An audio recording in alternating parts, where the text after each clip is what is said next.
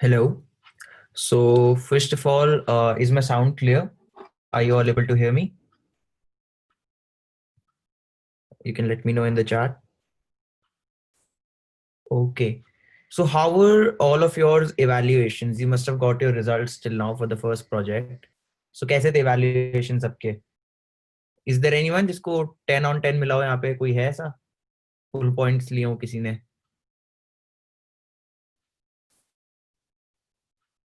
कोई नहीं है? Okay, Annie, nice. Good, good. सो ये तुम लोगों का जो प्रोजेक्ट था, this was just the first project. ठीक है, it was just a basic idea कि कोर जावा में लॉजिक्स को हम यूज करके कैसे लाइक सॉफ्टवेयर डेवलपमेंट कर सकते हैं. सो अब जो नेक्स्ट वीक से ना तुम्हारा एंड्रॉयड शुरू होगा, लाइक हम लोग एक डेवलपमेंट शुरू करेंगे, तो उसको तुम अपने फोन में एक्चुअली एक ऐप बनाओगे और चलाओगे. ठीक है, so you will be able to use the app on your phones as well. Android में हम क्या करेंगे, हम एक स्टेप फर्दर चलेंगे. लाइक अभी तो हम लोग बस एक ऐसा प्रोग्राम बना रहे थे जो हम एक तरीके से कमांड लाइन में चला पा रहे थे. अब हम लोग पूरा यूजर इंटरफेस, एक प्रॉपर एप्लीकेशन की तरफ बढ़ेंगे नेक्स्ट वीक से. ठीक है, सो पहले तो ये बता दो टिल पीपल ज्वाइन इन, किसी को अभी तक के पढ़ाए हुए कोर्स के मटेरियल में कोई भी डाउट है, कुछ ऐसा हो जो पूछना चाह रहे हो कि वेट कर रहे हो कि पूछेंगे, तो अभी पूछ सकते हो सीधा. कुछ भी अभी तक का किया हो जो भी हम लोगों ने, उसमें कोई भी डाउट.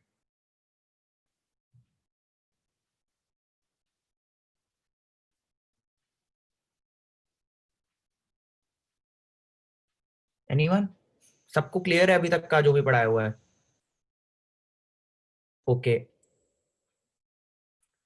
बाकी तुम लोगों ने, जैसे मैंने कई लेक्चर्स के बीच में बोला था कि ये भी देख लेना, इसको भी चाहो तो रेफर कर सकते हो फ्यूचर के लिए. तो कोई ऐसा है जिसने एक्चुअली किया हो उसको देखा हो कुछ कुछ जो मैंने एक्स्ट्रा बोला था कि देख लेना, it might help you somewhere. तो उसमें तुम लोगों को कोई डाउट आए हो सकता है ना, क्योंकि मुश्किल हो सकती है समझने में. तो अगर तुम्हें उसमें भी कोई डाउट आई है या सोचा है कि आगे अभी देखेंगे उन चीजों को, सो ठीक है, ऐसा कुछ नहीं है. कभी भी पिंग कर लेना व्हाट्सएप पे, ग्रुप पे अभी भी पूछ सकते हो पुराने डाउट्स, कोई इशू नहीं है ना. सो क्लियर हो जाएंगे तुम लोगों के.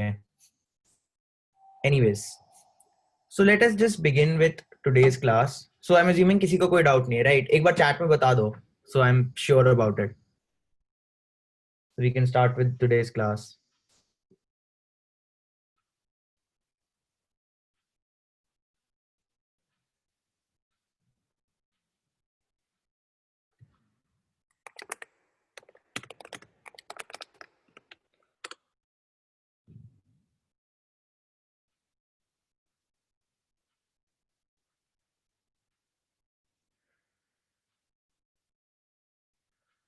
ओके, सो अभी तक जो हम देख रहे थे, है ना, we started with the concept of generics, right? We had started with the concept of generics. इसमें क्या बात की थी? जेनेरिक्स में हम लोगों ने ये बात कर ली थी कि भाई जेनेरिक्स चाहिए because it saves, it basically helps in reuse of code, है ना. किसी एक जनरल वेरिएबल टाइप एक्स के लिए हम लोग कोई अगर क्लास बना दे, so we can use that for any type. For example एक एरे लिस्ट किसी ने बना दी, सो एरे लिस्ट अगर जेनेरिक होगी, सो उसमें हम कुछ भी पास कर सकते हैं, इंटीजर, स्ट्रिंग, कुछ भी पास कर सकते हैं, right? We can pass anything. इससे क्या होगा, एक जनरल सा डेटा स्ट्रक्चर बन जाएगा जिसमें हम मतलब अलग अलग नहीं बनाना पड़ेगा इन लोगों के लिए. सो एक रीयूज ऑफ कोड का फैक्टर था. एक फैक्टर और था जिसकी बात की गई थी कि कल को मैं कोई अपनी टाइप बना दूं. फॉर एग्जाम्पल मैंने अपना स्टूडेंट टाइप बनाया या मैंने कोई व्हीकल क्लास बनाई, सो मैं उसके लिए भी इसको इंप्लीमेंट कर सकता हूं. उसमें भी कोई इशू नहीं आएगा, सारे set of functions as it is मुझे अवेलेबल होंगे. ये जो बात की गई थी, ये हमने बात की थी जेनेरिक्स इन क्लास, राइट? ये क्लास थी ना, एक एरे लिस्ट आपके पास क्लास थी, या हमने एक अपनी क्लास भी बनाई थी लास्ट टाइम जेनेरिक्स में, याद होगा, है ना. सो वहां पे लेक्चर एंड कर दिया था लास्ट टाइम. आज जेनेरिक्स को थोड़ा आगे लेके चलते हैं and we will start with the discussion on generic methods. So what is a generic method? अब यार एक बार ये सोचो, ठीक है, तुम लोगों ने एक कोड बनाया, एक प्रिंट फंक्शन बनाया, ठीक है, एक void प्रिंट फंक्शन है जो पता है क्या करता है, एक इंटीजर एरे लेता है, ठीक है, कुछ नहीं करता है, ये एक फॉर लूप लगाता है,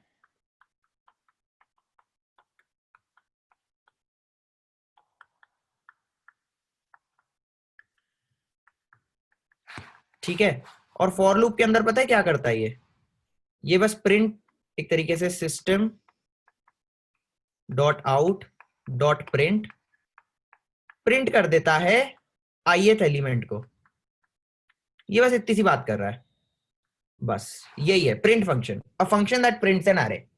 सो अगर मेरी एरे मान लो ये है, तो ये फंक्शन क्या करेगा, 1 2 3 प्रिंट कर देगा, करेक्ट। लेकिन लेकिन एक बात समझो, अगर मैं बोलूं कि मेरी एरे इंटीजर ना हो, नहीं है मेरी एरे एक इंटीजर, अगर मैं एक स्ट्रिंग की एरे भेजना चाहूं तो तब ये वाला फंक्शन नहीं चल सकता, मुझे एक और प्रिंट फंक्शन चाहिए होगा ओवरलोडेड, जो स्ट्रिंग की एरे लेगा।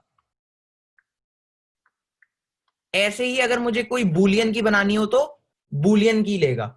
So we will need many print functions, so this is a waste of code. अगर सोचो मैं यहां पे बोलूं यार सुनो, इंटीजर नहीं है, कोई भी टाइप की एरे आ सकती है, कोई भी टी टाइप की एरे आ सकती है, वेरिएबल है टी, कोई भी टी टाइप की एरे आ सकती है, सेम अंदर का लॉजिक तो सबका सेम ही है ना, उसका ith एलिमेंट ही तो प्रिंट करना है उसकी लेंथ तक जाके, बस मैं चाहता हूं कि यहां पे कोई वेरिएबल टाइप हो। सो ये एक जेनेरिक प्रिंट फंक्शन बन जाना चाहिए, a function which can print any type of array. So these types of functions are called generic functions, which can, which perform operations on generic data types. So इसका एक code में example देखते हैं to make things more clear, और इसका syntax भी देखते हैं कि how we can make a generic method. ठीक है, so let us start with a basic question, है ना। We will have a function जिसकी exactly यही एग्जांपल ले लेते हैं। So we will make a print function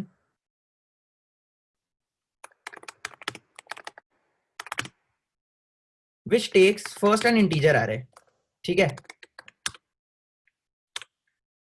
ये क्या करता है, एक फॉर लूप लगाता है 0 से लेके एरे की लेंथ तक, ये तो बिल्कुल सब कॉन्फिडेंट हो गए होंगे, ये तो बहुत ही बेसिक हो गया है ना। और ये कुछ नहीं करता, this basically prints the ith element, और एक स्पेस दे देता हूं साथ में, है ना, थोड़ा स्पेस आउट में प्रिंट हो जाए। यहां मैं एक इंटीजर एरे बना लेता हूं, मान लो 1 2 3 4 5, और मैं प्रिंट फंक्शन कॉल कर रहा हूं ए पे, ठीक है। लेट्स रन दिस एंड सी कि क्या आउटपुट आता है। So what I expected, print हो गया 1 2 3 4 5। यहीं पे अगर ये मेरी बाय चांस एक स्ट्रिंग एरे होती जिसमें सपोज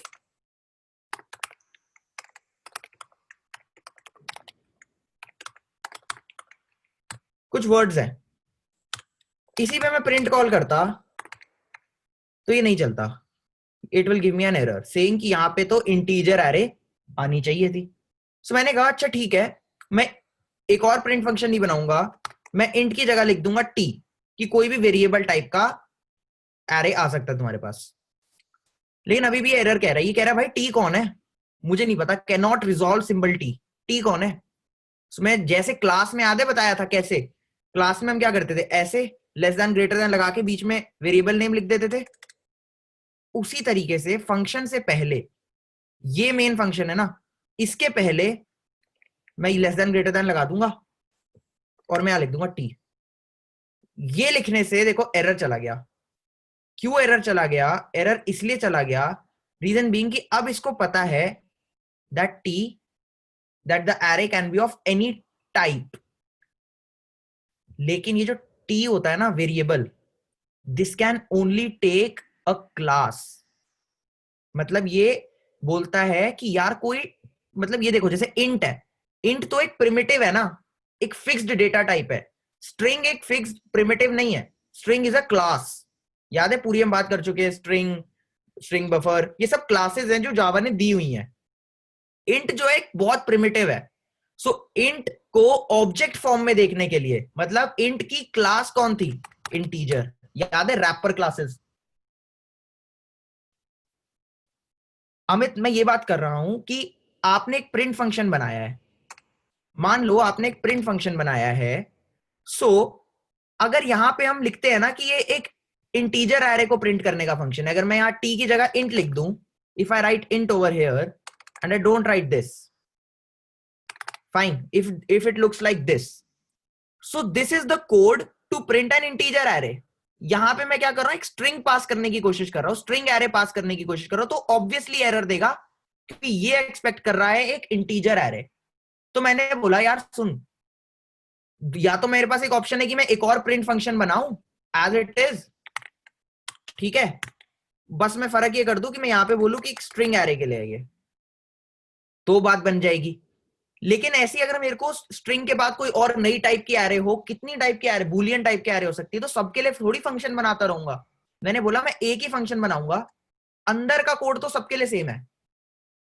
मैं बोलूंगा कि यहां पे कोई भी टाइप की एरे आ सकती है, तो इंट स्ट्रिंग मैंने कुछ नहीं लिखा, मैंने एक लिख दिया टी, यानी कोई भी टी टाइप की एरे आ सकती है। टी का टी क्या होगा मैं बाद में बताऊंगा, ठीक है, मैं बाद में बताऊंगा टी क्या है। और मैंने इसको बताने के लिए कि जावा कंफ्यूज ना हो, क्योंकि वो टी पे एरर दे रहा था, मैंने उसको यहां पे ऐसे लिख दिया कि भाई टी मैं बाद में बताने वाला हूं। जेनेरिक बना दिया मैंने इस फंक्शन को कि मैं बाद में बताऊंगा टी क्या है। कब बताऊंगा, जब मैं पास करूंगा। अब इंट जो है, ये टी जो होता है ना, टी ये एक्सपेक्ट करता है कोई क्लास, कोई टाइप। इंट जो है प्रिमिटिव है, it is not a class, तो इसको क्लास की तरह यूज करने के लिए एक बंदा पड़ा था इंटीजर, रैपर क्लासेस, पहले की क्लास में हम पढ़ चुके हैं। सो ये बना दिया मैंने। अब देखो यहां पे एक लाइन ब्रेक डाल देता हूं, अब देखते हैं कि क्या प्रिंट होगा। ये देखो 1 2 3 4 5 भी परफेक्टली प्रिंट हो गया इस एरे का, और स्ट्रिंग वाली एरे भी परफेक्टली प्रिंट हो गई, hello how are you. So using one function I am able to print any type of array. Is generic method clear to you, एक बार ये बता दो, चैट में बता दो एक बार फटाफट से।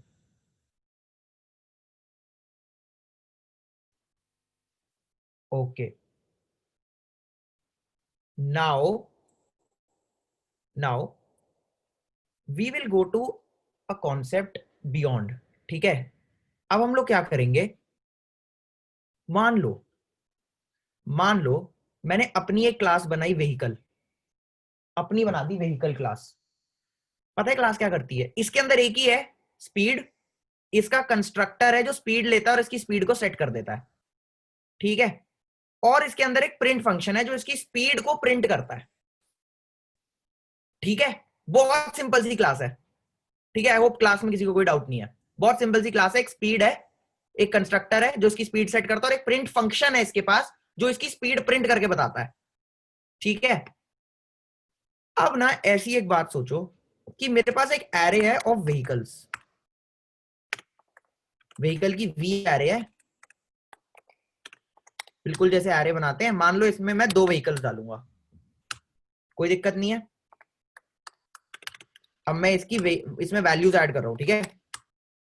पहली व्हीकल की स्पीड दे दी मैंने 10, दूसरी व्हीकल की स्पीड दे दी मैंने 20। अब मैंने बोला सुन भाई प्रिंट कर दे व्हीकल, अब देखते क्या होगा। ये क्या आ रहा है, ये तो मेरी व्हीकल प्रिंट हुई नहीं। सो बेसिकली, बेसिकली पता है क्या हुआ, बेसिकली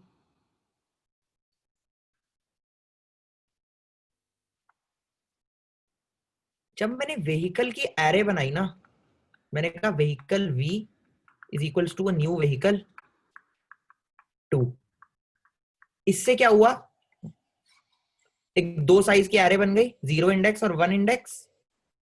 इससे सिर्फ इतना हुआ, और इसको कौन देख रहा है? वी नाम का बंदा। बिल्कुल बेसिक एरे के कॉन्सेप्ट से जो हम डिस्कस कर चुके हैं। फिर मैंने जब कहा V0 is equal to new vehicle 10, इससे क्या हुआ? V0 पे एक बंदा बन गया जो मेरे व्हीकल ऑब्जेक्ट को देख रहा है, जिसकी स्पीड है 10। ये इसकी स्पीड है। क्योंकि जब मैं ऐसे लिखता था student S is equal to a new student, ठीक है, तो होता क्या था? एक S नाम का बंदा होता था जो देख रहा होता था कि ये स्टूडेंट कहां पे है, because this use to be S which use to store the address जहां पे स्टूडेंट का ऑब्जेक्ट बना है, जो इसका एड्रेस है।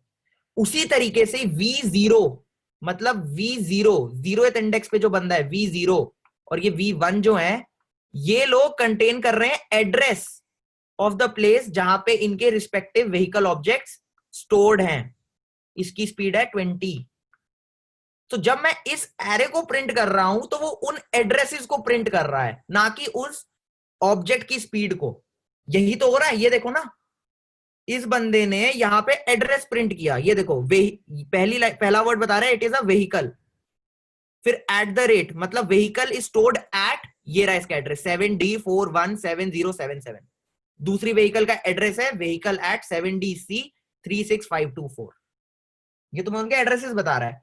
So clearly this function will not work for me until and unless I make a change कि भाई सुनो सुनो सुनो सुनो, मुझे ith एलिमेंट नहीं प्रिंट करना है, मुझे ith एलिमेंट का प्रिंट, सॉरी, ith एलिमेंट का प्रिंट फंक्शन कॉल करना है, ये करना है मुझे।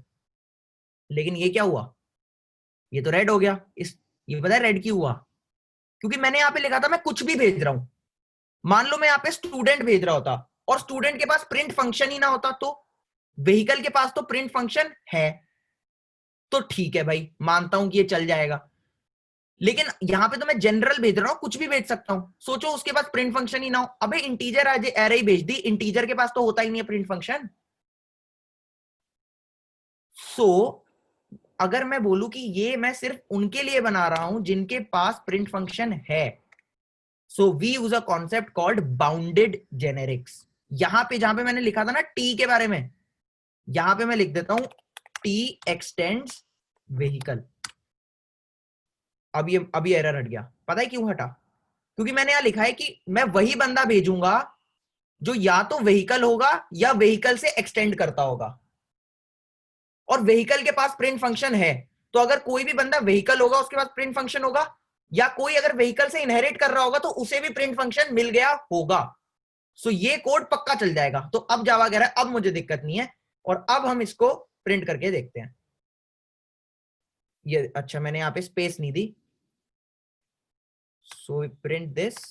इसके एक सेकेंड, यहाँ पे एक स्पेस भी दे देते हैं साथ में, स्पीड प्रिंट करके। अब देखते हैं इसको, 10 and 20. Now it is printing the speeds perfectly fine. So this is it for generics. ठीक है, this concept is called bounded generics. ठीक है, so that ends generics for Java. किसी को डाउट generics में, और are you guys clear? So I want to start with multi-threading.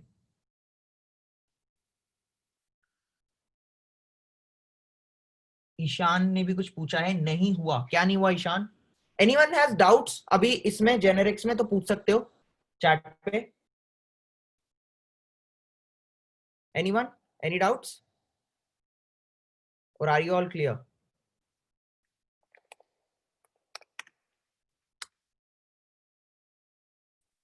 Okay, T क्या है, फॉर लूप क्या काम? Okay Amit, last time class में हमने डिस्कस किया था ना जेनेरिक्स।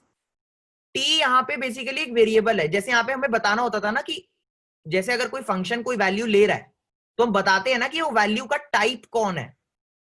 सो टी क्या है? एक खाली जगह है।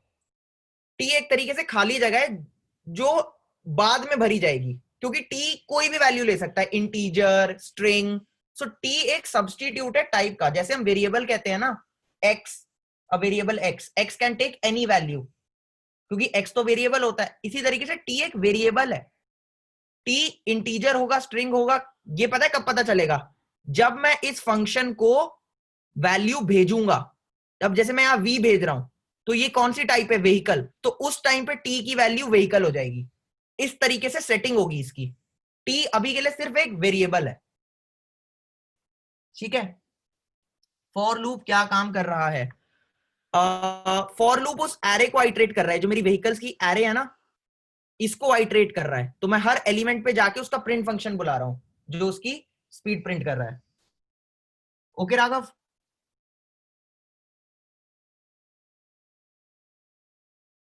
बिल्कुल आदित्य। सी, यहां पे फॉर लूप कुछ भी नहीं है।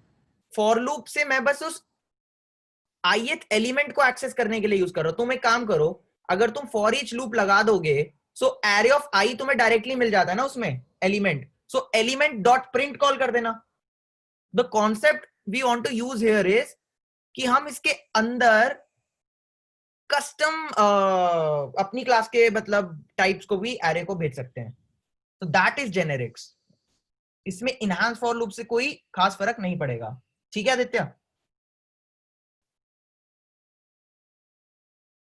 Okay, so this is for generics.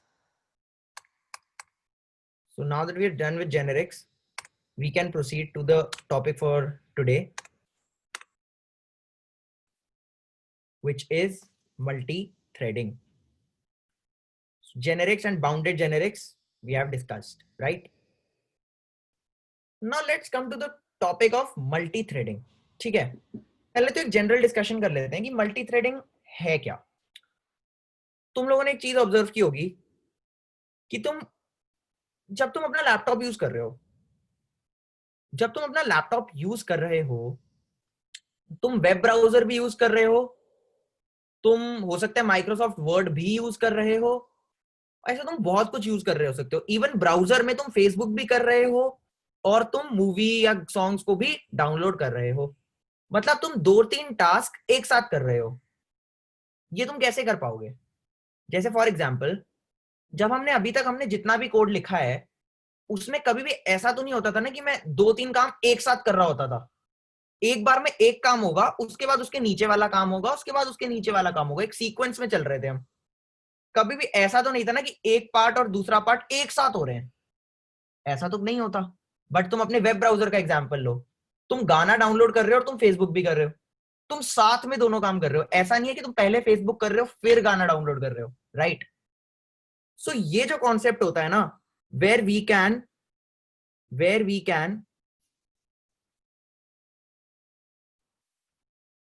so this concept where we can do multiple things at the same time.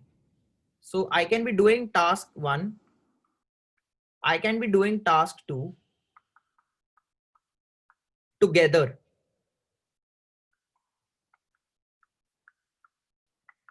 Same time. ऐसा मैं क्यों करना है? ये मैं क्यों चाहूंगा? बिकॉज इसका ना, अब ये तो तुम्हें लग रहा होगा कि सर वरना तो सर ऐसे थोड़ी काम चलेगा, यूजर एक्सपीरियंस खराब हो जाएगा। So all that is perfectly fine. लेकिन जब मल्टी थ्रेडिंग आया था ना पहले के टाइम पे, जब ये कॉन्सेप्ट इंट्रोड्यूस किया गया था, ये इंट्रोड्यूस किया गया था टू इंक्रीज सीपीयू प्रोसेसिंग। होता पता है तुम्हारा सीपीयू कैसे चलता है? मान लो ये तुम्हारा एक सीपीयू है, ठीक है, ये तुम्हारे कंप्यूटर का ब्रेन है। तुमने बोला कि अच्छा सुनो, हमें ना कोई टास्क ए करना है, प्लीज कर दो। सीपीयू ये काम कर देगा और ये काम करके रिजल्ट दे देगा। अब जब तक ये काम हो रहा होगा ना, ये दूसरा काम नहीं लेता, ठीक है। अगर ये लेता भी है ना, तो इसको बोलता है तू वेट कर, I am occupied, when I am done with task A I will work on you. So मान लो टास्क ए बहुत सिंपल सा है, जिसको बेसिकली 0.01% ऑफ सीपीयू चाहिए, और टास्क बी जो है वो बहुत भारी है, जिसे 80% ऑफ सीपीयू चाहिए। सो अगर वो टास्क ए कर रहा होगा पहले, सो 99.99% ऑफ द सीपीयू जो है, जो उस टाइम पे यूज हो रहा हो सकता था, हो सकता है मैं उस टाइम पे सीपीयू को यूज कर सकता था। ये 99.99% जो है ये आइडल रहता है, खाली बैठा हुआ है, कुछ नहीं कर रहा।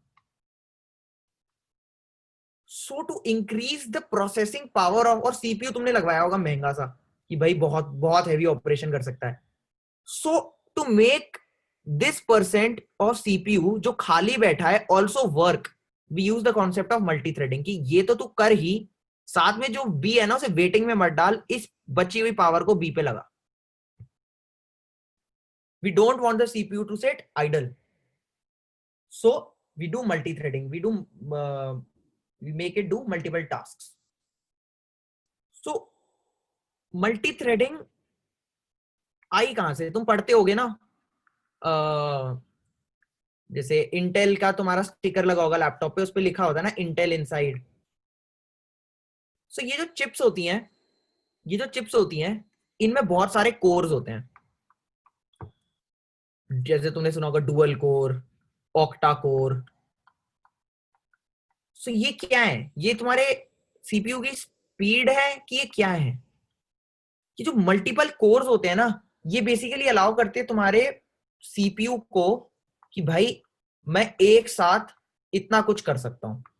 एक कोर पूरी मैं गेमिंग के लिए यूज करूंगा, एक कोर मैं पूरी वीडियो रेंडरिंग के लिए यूज कर सकता हूं। सो मैं अलग अलग डेडिकेटेड जगहें बना सकता हूं एक तरीके से। I am just giving you an example, ठीक है? सो every year companies, the giants, Intel, AMD, ठीक है, ये लोग मेजर चिप मैन्युफैक्चरिंग कंपनीज हैं, ये लोग अपनी चिप्स को और ज्यादा कोर्स बढ़ा रहे हैं, कोर्स के अंदर के थ्रेड्स वेड सब बढ़ा रहे हैं। They are increasing the power of these cores, ताकि ये और ज्यादा टास्क एक साथ कर सके, और ज्यादा टास्क को एक साथ हैंडल कर सके, ठीक है? बिकॉज देखो, अब गेम क्या हो गई है आज के जमाने में, कि अगर तुम्हें दो टास्क करने हैं ए और बी, तो ए और बी को एक के बाद एक करना, मतलब हो सकता है दोनों में बहुत प्रोसेसिंग पावर चाहिए हो, ये करना इतना इंपॉर्टेंट अब नहीं है दैन कि ए और बी को एक साथ करना, कि मेरा सीपीयू दोनों को एक साथ हैंडल कर सके। ये गेम है अब। वो दिन चले गए जब ये गेम होती थी कि मैं ये भी कर सकता हूं और ये भी कर सकता हूं। अब गेम है कि मैं ये और ये साथ में कर सकता हूं।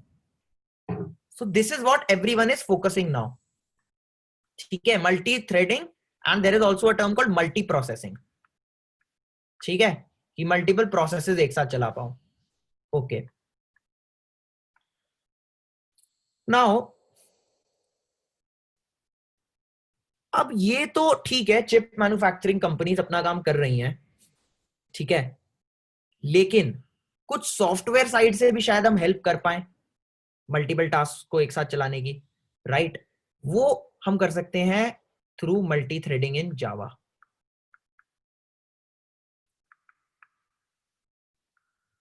This is our software support. Hardware वाले तो कर ही रहे हैं अपना काम, कोर्स बढ़ा रहे हैं, सब कर रहे हैं।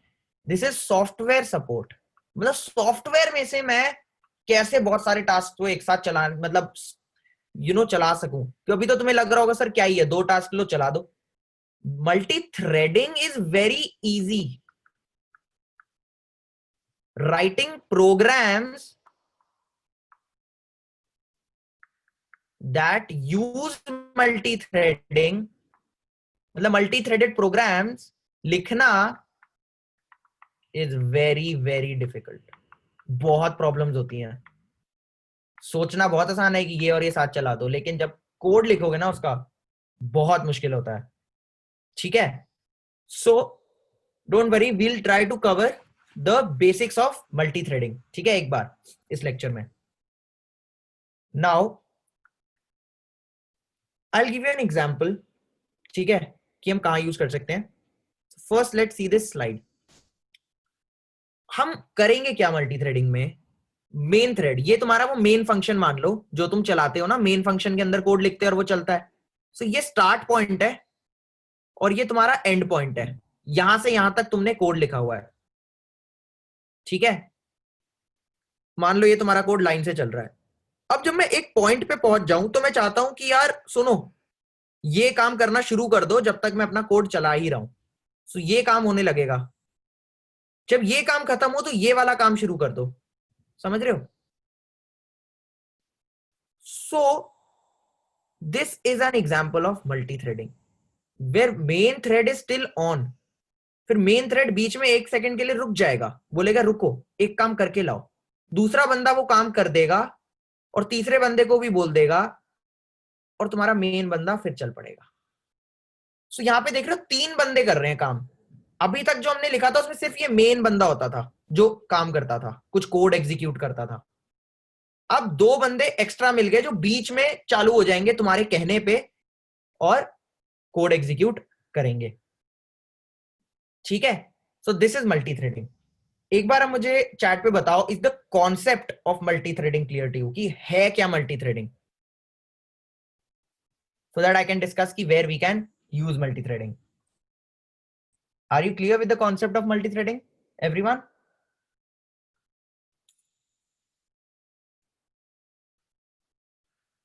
Okay, Aditya, no, thread and processes are not same.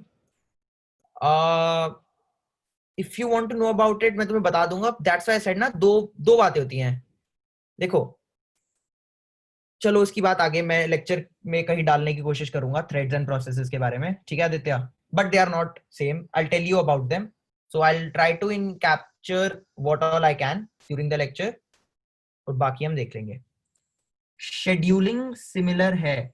Okay, so scheduling, Amit, scheduling एक कॉन्सेप्ट है कि थ्रेड्स चलेंगे कैसे, कि कौन सा थ्रेड कब चलना है। ठीक है? इस कॉन्सेप्ट को कहते हैं शेड्यूलिंग। इसके बारे में भी हम बाद में बात करेंगे because this is not a part of the current slides, तो लो confuse now. But in case you want to know about scheduling, long term scheduler, short term scheduler, so I let you know about it. ठीक है? Okay, so let's see of examples जहां पे multi threaded हो रही हो। देखो, एक example तो यही हो गया तुम्हारा वर्ड प्रोसेसर। जब तुम माइक्रोसॉफ्ट वर्ड में कुछ लिख रहे होते हो तो वहां पे तुम्हारा ग्राफिक्स भी चल रहे होते हैं, है ना, वो कर्सर ब्लिंकिंग चल रही होती है, तुम टाइपिंग भी कर रहे होते हो, वो ग्रामर भी चेक कर रहा होता है, तुम्हारी सब कुछ हो रहा होता है एक साथ। ऐसा नहीं होता कि तुम पहले कुछ करोगे फिर रुक जाएगा फिर अगला होगा। सो ये तीनों काम एक साथ हो रहे हैं। पता है कैसे? 3 बंदे लगाए हुए वर्ड प्रोसेसर ने। एक बंदा जो सिर्फ ग्राफिक्स कर रहा है, एक बंदा जो सिर्फ की स्ट्रोक्स पे काम कर रहा है, और एक बंदा जो सिर्फ ग्रामर चेक कर रहा है। इसीलिए ये 3 बंदे एक साथ काम कर रहे हैं as a team. So these are threads. और आदित्य, अब ये देखो, this word processor is a single process. ये एक ही प्रोसेस है, एक ही काम है। उसको करने के लिए जो लोग चाहिए होते हैं ना, these are threads. So we can have only one process going to the CPU, but the single process might have many threads or many people working on different features in the process. ठीक है? थोड़ा clear हुआ आदित्य? तुम्हें भी? एक process के बहुत threads हो सकते हैं। ठीक है? सो थ्रेड्स आर नथिंग बट जो बंदे उसने लगाए हुए हैं काम करने के लिए। ठीक है? एक और एग्जांपल इसका मैं तुम्हें देता हूं। ठीक है? मान लो तुम्हें तुम्हें एक प्रोग्राम बनाना है which goes to the internet and searches articles for, suppose करो, विराट कोहली। ठीक है? इन 3 न्यूज़पेपर्स, इन 3 न्यूज़पेपर्स। तो तुम्हारा कोड कुछ इस तरीके का होगा। यहां से तुम स्टार्ट करोगे अपना कोड लिखना। ठीक है? तुम क्या बोलोगे? मुझे 3 न्यूज़पेपर से निकालना है, राइट? तुम भाई एक 3 बंदे लगा दो ना ताकि काम जल्दी हो जाए। एक बंदा जो टाइम्स ऑफ इंडिया को ढूंढेगा, एक बंदा हिंदुस्तान टाइम्स में, और एक बंदा कोई भी रैंडम न्यूज़पेपर, मान लो डेली टाइम्स में। अब मैं ये भी कर सकता था कि पहले मैं टाइम्स ऑफ इंडिया में ढूंढूंगा आर्टिकल्स, फिर मैं हिंदुस्तान टाइम्स में, फिर मैं डेली टाइम्स में। भाई इससे बेटर है कि ये कर लो ना, 3 बंदे हो जाएंगे, फिर एक एक करके बंदे आके बोलेंगे सर हमारा काम हो गया, फिर ये बोलेगा, फिर ये बोलेगा, मतलब जब भी। हो सकता है कोई पहले ढूंढ ले कोई बाद में। तो जब ये तीनों आके यहां बोल देंगे ना, तीनों ने जब बोल दिया जिस पॉइंट ऑफ टाइम पे कि भाई सब काम हो गया, तो तुम कह दो द वर्क इज डन, तुम्हारा प्रोग्राम खत्म। So you are saving time because तीनों प्रोसेस एक साथ चल रहे हैं। So this is also a application of multi threading, कि अगर तुम्हें ऐसे टाइप का कभी प्रोग्राम बनाना हो, so you can use multi threading over here. ठीक है, now we didn't know about it, but we have been using multi threading all along. हम करते आए हैं मल्टी थ्रेडिंग स्टार्टिंग से ही। पता है कैसे? हम एक थ्रेड यूज करते आए हैं स्टार्टिंग से, which is the main thread. ये थ्रेड क्या है? ये थ्रेड है क्या? ये थ्रेड एक बंदा है जो एक काम कर रहा है। Thread is a guy, he is our worker, he does something. ये हमारे प्रोग्राम का वर्कर है। मेन थ्रेड कौन है? हमारा main worker, he is the main worker. जो जब मेन फंक्शन चलता है ना, मेन फंक्शन के अंदर का जितना भी कोड होता है ये चलाता है मेन थ्रेड। और इसी के अंदर से अब अगर मैं मेन थ्रेड में कुछ काम कर रहा हूं, यानी कि मेन फंक्शन हमारे कोड में कुछ काम कर रहा हूं, और मैं बोलूं बीच में अरे सुनो सुनो 3 बंदे बनाओ जो अलग अलग न्यूज़पेपर में ढूंढेंगे, सो मेरा मेन थ्रेड ही है जो नए थ्रेड बनाता है और बंदे बुलाता है। स्टार्टिंग में सिर्फ मेन थ्रेड ही होता है। ये स्टेप हमने अभी तक नहीं देखा था, ये जो बंदे कैसे बुलाता है और कैसे नए थ्रेड्स बनाता है। लेकिन हम थ्रेडिंग पहले से ही कर रहे थे, लेकिन हम काम किस पे कर रहे थे? मेन थ्रेड पे। Is this clear? We were always working on the main thread. Any doubts in this? You can be like, you can tell me on the chat if it is unclear to you. ठीक है, बता दो clear है। चलो ठीक है। अब एक, यही मैंने बताया, Java provides built in support for multi threaded programming and it contains 2 or more parts that can run together. अब ये देखो, for each program main thread होता है जो हर बार चलता है। कुछ भी होता है जो अपने आप चलते। याद है मैंने बोला था गार्बेज कलेक्टर की, मैंने बताई कि भाई तुम्हें मेमोरी मैनेजमेंट नहीं करनी पड़ती जावा में। कितनी बार बीच में हमने बात की थी, अपने आप कर देता है जावा तुम्हारे लिए कई चीजें। वो कैसे करता है?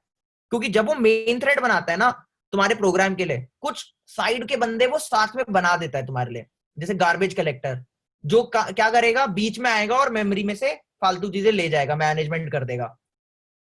तो ये जो मेमोरी मैनेजमेंट हो रही होती है, तुम्हारा प्रोग्राम रुकता थोड़ी है कि भाई रुक जाओ मैं अभी मेमोरी मैनेजमेंट कर रहा हूं, नहीं रुकता। क्यों? क्योंकि वो एक अलग बंदा कर रहा है। वो दोनों काम साथ में हो रहे हैं, तुम्हारा मेन थ्रेड और ये गार्बेज कलेक्टर साथ में बने थे। ठीक है, सो ये चलता रहेगा और ये भी साथ में ही चलता रहेगा और ये गार्बेज कलेक्शन करेगा। बाकी तुम्हें जो भी बनाना है देखो मेन थ्रेड के अंदर से बनाओ, ठीक है, but the first thread is the main thread. Now threads को जावा में यूज करने के लिए एक थ्रेड क्लास आती है। You have a class called thread class, मतलब बिल्कुल ऑब्वियस हो गया है तो जावा में the class use to handle threads is the obviously the thread class. ठीक है, सो थ्रेड क्लास के अंदर बहुत सारे फंक्शंस होते हैं, ठीक है, जिसको हम इस लेक्चर में कोड करते करते देखेंगे। ठीक है, so let us just directly dive into code. इसका बंदा पता है कैसे बनाते हैं? इसका बंदा बनाना बहुत इजी है। थ्रेड, फिर ना, ये क्लास है ना मैंने बोला, तो क्लास का नाम स्पेस वेरिएबल का नाम is equal to new thread, done. वैसे हम इसके अंदर कुछ भेजते हैं, वो क्या भेजते हैं उसकी अभी हम बात करेंगे थोड़ी देर में। लेकिन इस थ्रेड क्लास के अंदर एक इनबिल्ट फंक्शन है डॉट करेंट थ्रेड। ये एक स्टैटिक फंक्शन है। मुझे कैसे पता कि ये स्टैटिक फंक्शन है? क्योंकि बिना ऑब्जेक्ट बनाए मैं इसे कॉल कर सकता हूं।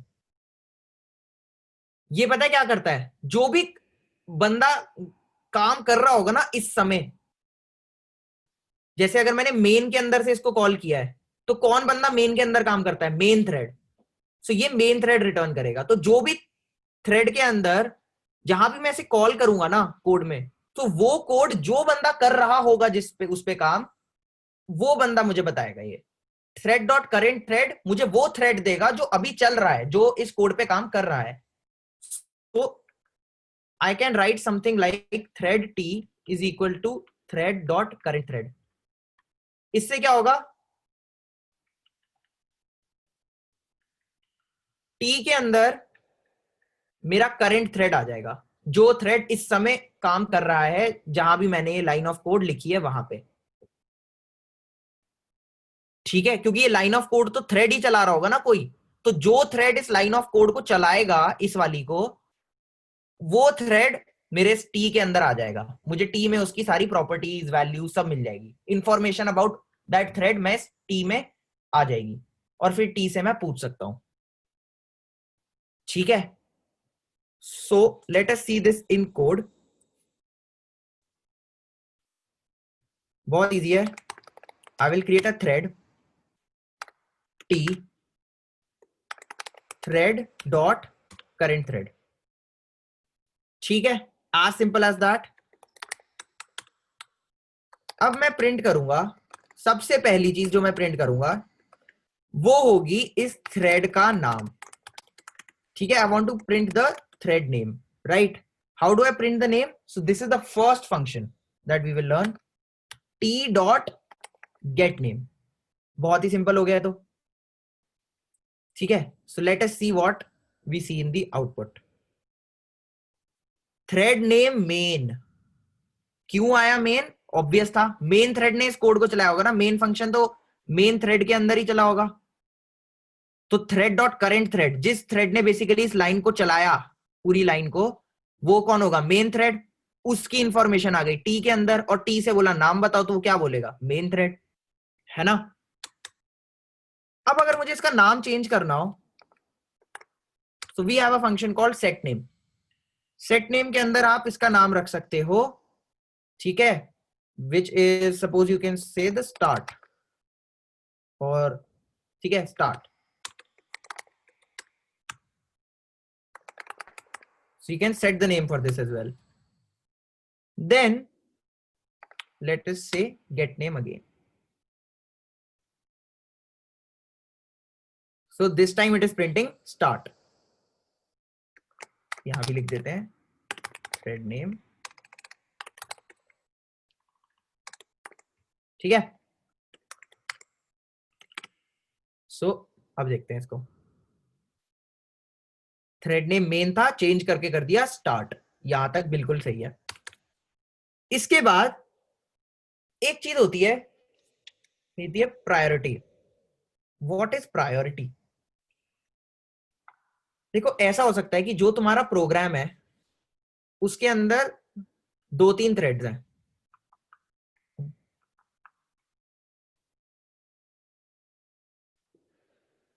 अब 2-3 थ्रेड्स हैं, हो सकता है कि थ्रेड 1 जो काम कर रहा है ना, वो बहुत इंपॉर्टेंट है। जैसे कि मान लो तुम्हारी फेसबुक की ऐप है, फेसबुक की मोबाइल ऐप है, जिसके अंदर 3 थ्रेड लगाए हुए हैं। थ्रेड 1 जो क्या कर रहा है? थ्रेड 1 सिक्योरिटी हैंडल कर रहा है कि भाई कोई जो भी तुम रिक्वेस्ट भेज रहे हो वैलिडेटेड है नहीं है। सो इसकी प्रायोरिटी बहुत ज्यादा है। मतलब मैं चाहूंगा कि भाई अगर कल को ऐसा हो, ऐसी सिचुएशन आए कि मैं किसी एक थ्रेड को बोलूं कि पहले तू कर ले, अभी बहुत सारे लोग आ गए हैं, मतलब बहुत सारे थ्रेड्स बन गए, ठीक है, और मैं बोलूं नहीं अब एक थ्रेड एक बार में चलाना चाहता हूं मैं, तो मैं किसको बोलूंगा? मैं सबसे प्रायोरिटी वाले थ्रेड को ही बोलूंगा ना। So this way every thread has an associated priority, कि भाई इसकी प्रायोरिटी बहुत ज्यादा है। तो अगर सिचुएशन आई कि 2 थ्रेड्स लड़ रहे हैं, मैं चलूंगा, तो मैं T1 को चलाऊंगा। क्यों? क्योंकि T1 की प्रायोरिटी ज्यादा है। इसी तरीके से मेन थ्रेड की प्रायोरिटी देखते हैं। अमित ने पूछा है इसका नाम जानना ही क्यों है? अमित, क्योंकि देखो तुमने 10 थ्रेड बना दिए, कल को तुम्हें वो थ्रेड उसके नाम से लेना है। तुम कोई तुम्हारी जगह नया प्रोग्रामर आ गया, उसे थोड़ी पता है T1 में क्या है, T2 में क्या है। तो तुम ऐसा कर सकते हो ना, T1 का नाम रख दो सिक्योरिटी थ्रेड, T2 का नाम रख दो फॉर एग्जाम्पल डाउनलोडिंग थ्रेड, ये डाउनलोडिंग का काम कर रहा है। T3 का नाम रख दो सॉर्टिंग थ्रेड, ये सॉर्टिंग का काम कर रहा है। So this is just for improving your general sense of threads, कि तुम्हें पता रहे, ठीक है। So let us have a look eight priority. How do we see the priority and how do we give the priority?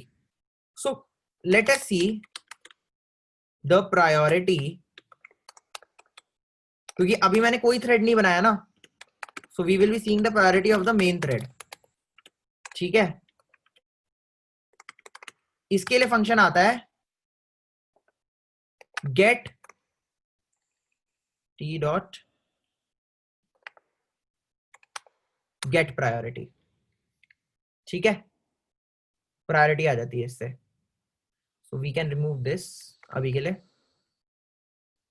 Let us see what do we get. So the priority of the main thread is 5. इसका क्या मतलब है? So priority जो होती है वो 0 से 10 के बीच में होती है, तो main thread की priority is 5, ठीक है। अब मैं चाहूं, मुझे कैसे पता कि ये 10 तक होती है?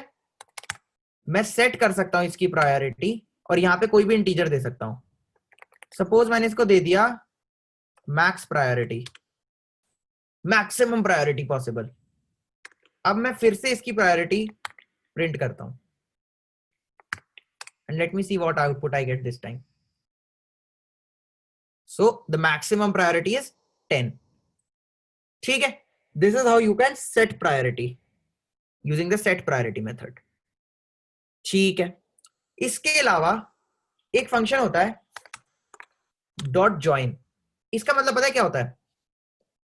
ये थ्रेड, इसको हम आगे भी देखेंगे, ये बोलता है जब भी ये लाइन चलेगी ना, इसका मतलब है टी डॉट ज्वाइन जैसे ही इनकाउंटर हुआ वो बोलेगा वेट, प्रोग्राम सब लोग रुक जाएंगे और वेट करेंगे। ये जो बंदा चला रहा है ना इसको, मेन थ्रेड, ये रुक जाएगा और ये बोलेगा कि जब जिस थ्रेड पे कॉल हुआ है यानी टी, जब टी का काम खत्म हो जाएगा तभी आगे बढ़ेंगे, वरना रुक जाओ,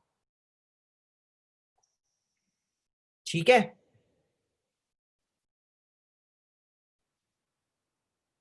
हाँ राघव, देखो मैंने यहाँ पे खुद ही वैल्यू दी हुई है, तुम यहाँ पे दे दो ना, 6 दे दो, ठीक है, कोई सीन नहीं है। ओके, सो बेसिकली ये बोलता है कि ज्वाइन मेथड बोलता है कि हम रुक जाएंगे जब तक इसका काम नहीं होता। सो this was the basics of threads.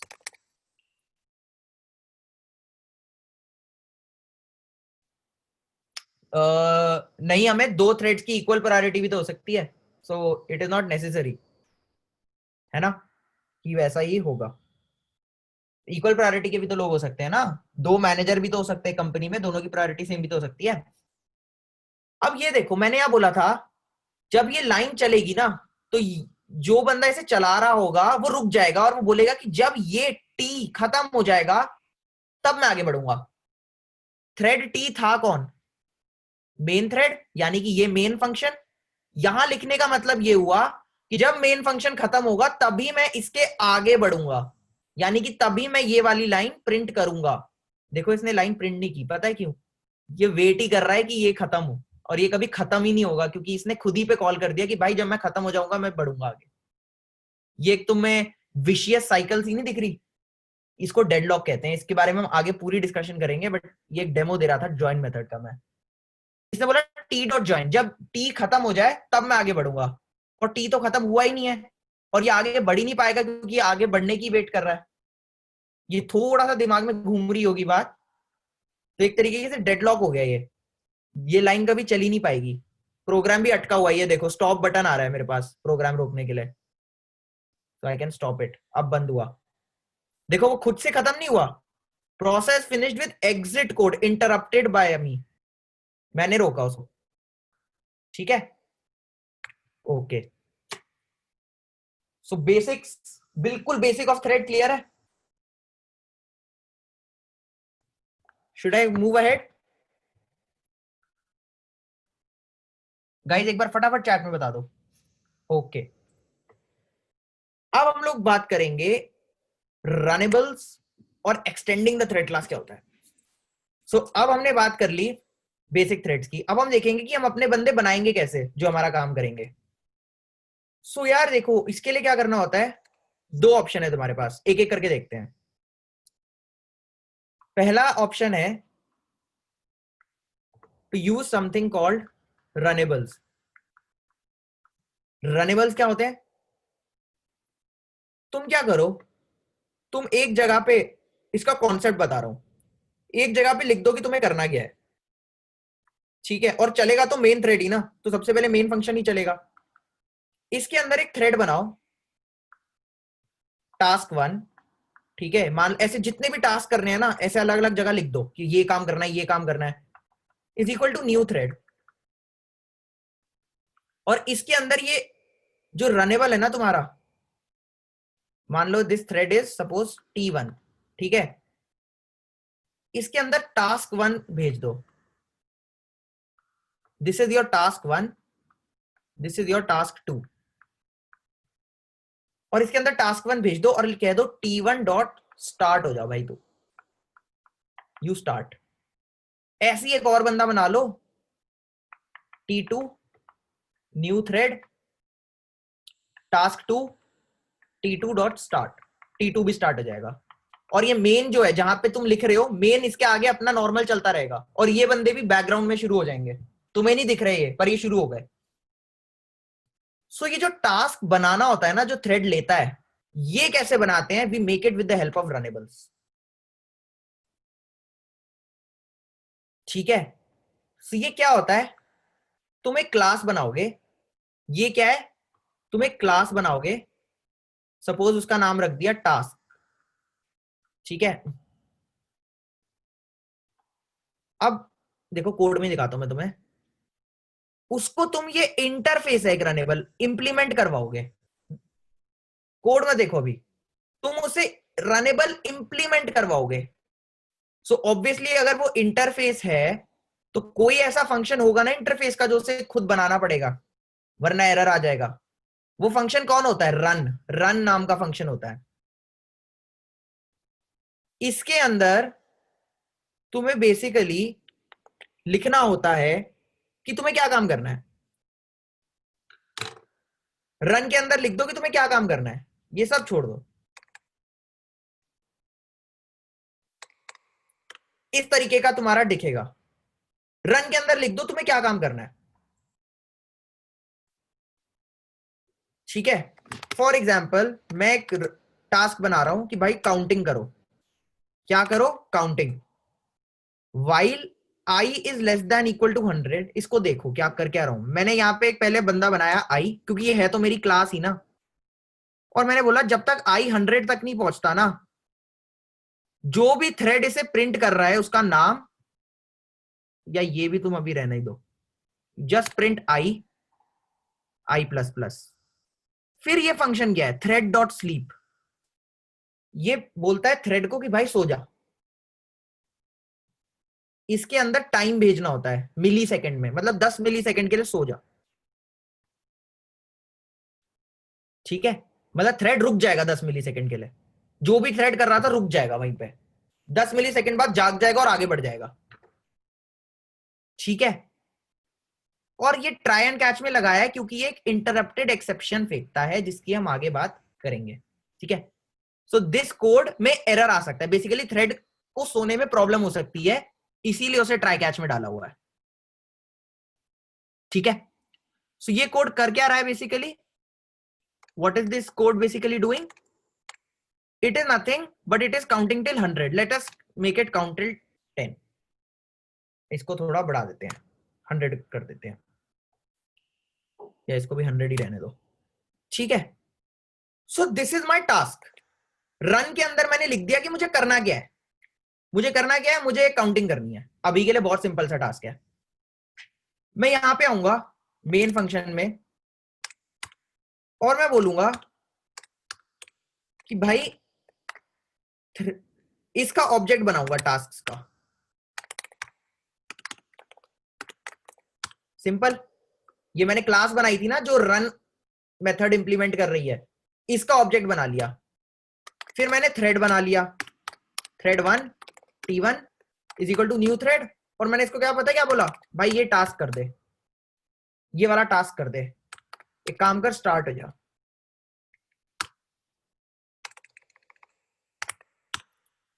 So this will start the thread. अब मेन कुछ नहीं कर रहा है, हमारा कोड क्या कर रहा है, मेन फंक्शन एक नया थ्रेड बना रहा है, एक नया बंदा बुला रहा है और उसे बोल रहा है काउंटिंग कर दे, जो भी ये टास्क है ना ये कर दे। देखते हैं क्या आता है। ये देखो, देख रहे हो एकदम से 1 से 100 नहीं आ रहा, वो बीच बीच में सो रहा है थ्रेड, इसलिए धीरे धीरे काउंटिंग चल रही है। 100 मिली सेकेंड के लिए सो रहा है वो थ्रेड बीच में, इसलिए धीरे धीरे हुआ। अब मानो मैंने ये स्लीप ही हटा दिया, सो ही नहीं रहा थ्रेड, तो सोने में दिक्कत होगी नहीं। अब देखो एकदम से उसने प्रिंट कर दिया नंबर, है ना। So this is how you use runnables, this is how we use runnables. ठीक है, अब देखो फिर से अगर मैं इसके साथ करूं तो धीरे धीरे होगा प्रिंट। ठीक है, क्यों, क्योंकि यहां पे ये भी, अब ये भी नोट कर लो, अगला मेथड जो तुमने सीख लिया थ्रेड का, thread dot sleep which puts the thread to current thread to sleep. ठीक है, इसमें कोई डाउट किसी को? एक बार चैट पे बता दो, are you clear with runnables, how to make workers using runnables. ऐसे ही तुम दो चार टास्क बना दो, एक और नया क्लास बना दो जो रनेबल को इंप्लीमेंट करता हो, उसके अंदर दूसरा टास्क लिख दो, है ना। सो ऐसे अनलिमिटेड रनेबल्स बना सकते हो। अब ये तो एक तरीका हो गया वर्कर क्रिएट करने का। I have another method, I have another way. मैं क्या करूंगा, I will extend the thread class. What does this mean, मैं एक क्लास बनाऊंगा, ठीक है, कुछ भी, और मैं बोलूंगा एक्सटेंड व्हाट थ्रेड, मतलब मैं थ्रेड क्लास के ऊपर ही काम करूंगा, और इसके अंदर इसके रन मेथड को मैं ओवर क्या करूंगा, ओवरराइड, क्योंकि इनहेरिटेंस हो रही है ना यहाँ पे। सो इसके पास एक रन मेथड रहा होगा, मैं उसको ओवरराइड कर दूंगा, मैं अपनी कस्टम रन से ओवरराइड कर दूंगा। सो अब कोई टास्क वास्क बनाना ही नहीं है थ्रेड, क्योंकि हमने थ्रेड को इनहेरिट कर लिया है, इसी के अंदर मैं लिख दूंगा कि मुझे क्या करना है, और मैं सीधा स्टार्ट कर पाऊंगा, क्योंकि अब थ्रेड को कुछ चाहिए ही नहीं ना, अब वो सीधा स्टार्ट हो सकता है, क्योंकि मैंने उसी के अंदर ही एक्सटेंड करके काम कर दिया है। See this is what I am talking about. हम एक क्लास बनाएंगे और it will extend a thread, उसके अंदर रन फंक्शन होगा। ये क्या कर रहा है, 0 से 9 तक गिनती कर रहा है बस, कोई स्लीप वीप डाल ही नहीं रहे, नॉर्मल थ्रेड है विच फटाफट काउंट्स फ्रॉम 0 to 9। इस केस में रनेबल नहीं चाहिए, क्यों, क्योंकि मैंने डायरेक्टली थ्रेड क्लास को ही एक्सटेंड करके फंक्शन को ओवरराइड कर दिया। सो थ्रेड को पहले से ही पता है कि उसे क्या करना है, बस। Now we can directly create a thread extends tasks object t1 is equal to new thread extends tasks। मैंने इसका बंदा बना लिया, एक थ्रेड से एक आगे स्टेप का थ्रेड एक्सटेंड्स टास्क वाला, और मैंने इसको सीधा बोल दिया बाय स्टार्ट, क्योंकि मैं ये इनहेरिट एक थ्रेड से ही कर रहा है, तो है तो ये भी एक थ्रेड ही, लेकिन एक ऐसा थ्रेड है जिसको पता है कि क्या काम करना है, क्योंकि मैंने इसके अंदर रन पहले ही भेज दिया है। So I can just tell it to start straight away, और इसने फटाफट से 0 to 9 काउंट कर दिया। ठीक है, सो ये दो मेथड्स हैं आपके पास थ्रेड चलाने के जावा में। फटाफट से चैट पे बता दो दोनों मेथड्स क्लियर है, so we can go ahead into greater depth about this.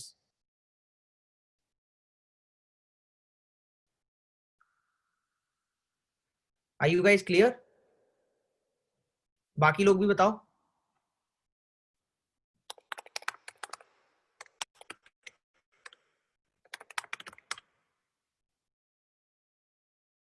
Okay,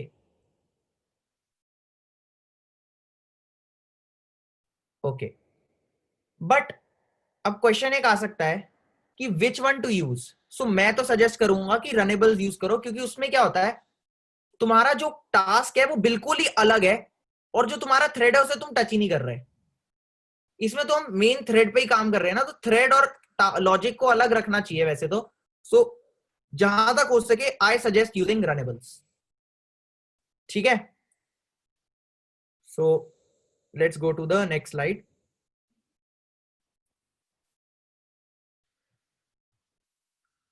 ये देख लिया हम लोगों ने, how to use it in runnables and how to do it using the thread class. So now before we go ahead with the code, let us talk about the thread life cycle. एक thread की life cycle में होता क्या है, from the moment we created to the moment it is terminated. सो सबसे पहले thread create होता है, तो उस टाइम पे उसकी स्टेट होती है न्यू, मतलब अभी तो बना है। ये कब होता है, जब मैं ऐसा कुछ लिखता हूं, स्टार्ट नहीं किया अभी मैंने थ्रेड को, मैंने अभी बस बनाया है। इस लाइन और इस लाइन के पहले, इस लाइन के बीच में ये न्यू होता है, मतलब थ्रेड रेडी है, अभी थ्रेड ने कुछ किया नहीं है। जब ये स्टार्ट हो जाता है, so it goes into a state called runnable. ठीक है, अब जब ये रन हो रहा होगा, जब ये रन हो रहा होगा, मान लो दो बंदे हैं T1 और T2, ये कुछ कुछ काम कर रहे हैं। एक ऐसी सिचुएशन आ गई कि ये दोनों एक ही मेमोरी में, एक ही मेमोरी लोकेशन को एक्सेस करना चाहते हैं, दोनों को एक ही आइटम चाहिए, तो लड़ाई हो जाएगी ना, राइट। सो उस केस में, अभी ये इसकी हम बात करेंगे कि ये प्रॉब्लम्स आ रही हैं, लड़ाई नहीं होनी चाहिए किसी थ्रेड की। सो होता क्या है, हम लोग ऐसा कुछ करते हैं कि अगर कोई बंदा लेके बैठा हुआ है ना इसको, मान लो पहले T1 आया था, तो T1 अगर इसको लेके बैठा हुआ है तो T2 वेट करेगा, T2 will go in a waiting state, the access to it will be blocked. ठीक है, और जब इसका काम T1 का हो जाएगा और ये आगे बढ़ेगा, so T2 can regain access. तो there is also a state called the blocked और वेटिंग स्टेट। ब्लॉक स्टेट होगी और एक वेटिंग स्टेट होगी। वेटिंग के अलावा एक और स्टेट होती है टाइम्ड वेटिंग। टाइम्ड वेटिंग क्या होती है, जब हम कहते हैं ना thread dot sleep for some time, तो इस टाइम के लिए थ्रेड रुक जाता है और वेट करता है कि इतना टाइम खत्म होगा तब आगे बढ़ूंगा। So this is timed waiting. और जब थ्रेड का पूरा काम हो जाता है ना और थ्रेड बंद हो जाता है, that is called terminated, that is called the terminated state. ठीक है, so let us see the states through this diagram. जब ये नया होता है तो स्टार्ट होते ही ये रनेबल में चला जाता है, खत्म हो जाता है तो टर्मिनेट हो जाता है, और बीच में इट माइट बी ब्लॉक्ड और इट माइट बी वेटिंग। ठीक है, और it might be timed waiting, यानी कि स्लीप कर रहा होगा। So these are multiple states जो हो सकती हैं, पहले न्यू होगा, फिर रन होगा, फिर इनमें से कुछ भी हो रहा हो सकता है, ब्लॉक भी हो रहा हो सकता है, टाइम्ड वेटिंग, कुछ भी एक काम हो रहा हो सकता है, और जब काम खत्म हो जाएगा it will get terminated. Now before we get into thread errors, ठीक है, let us have a look at thread states. ठीक है, मैं क्या करूंगा, मैं वही टास्क बनाऊंगा 0 से 99 वाला, जो रनेबल हम बना चुके हैं। फिर मैं एक थ्रेड बनाऊंगा,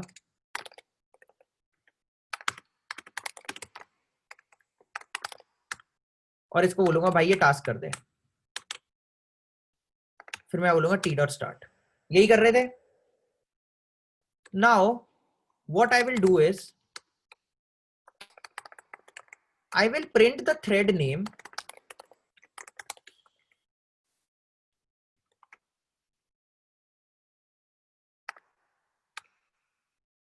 so I will print the current thread and I will also print its state, कि वो अभी किस स्टेट में है। या हम चलो सिर्फ टी की बात कर लेते हैं। ठीक है, टी डॉट गेट नेम। ठीक है, उसके बाद what we will do is we will start it. Start करने के बाद एक बार फिर से इसकी ना हम लोग प्रिंट कर लेते हैं स्टेट और नाम।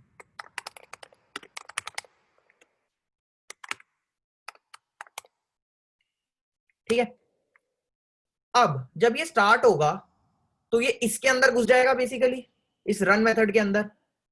इस रन मेथड के अंदर भी आई प्रिंट करने के साथ साथ मैं क्या करना चाहता हूं, I want to print the thread name, या इस लूप के अंदर नहीं करते, इस लूप के बाहर कर देते हैं। मतलब जब भी ये फंक्शन शुरू होगा, I want to print the thread,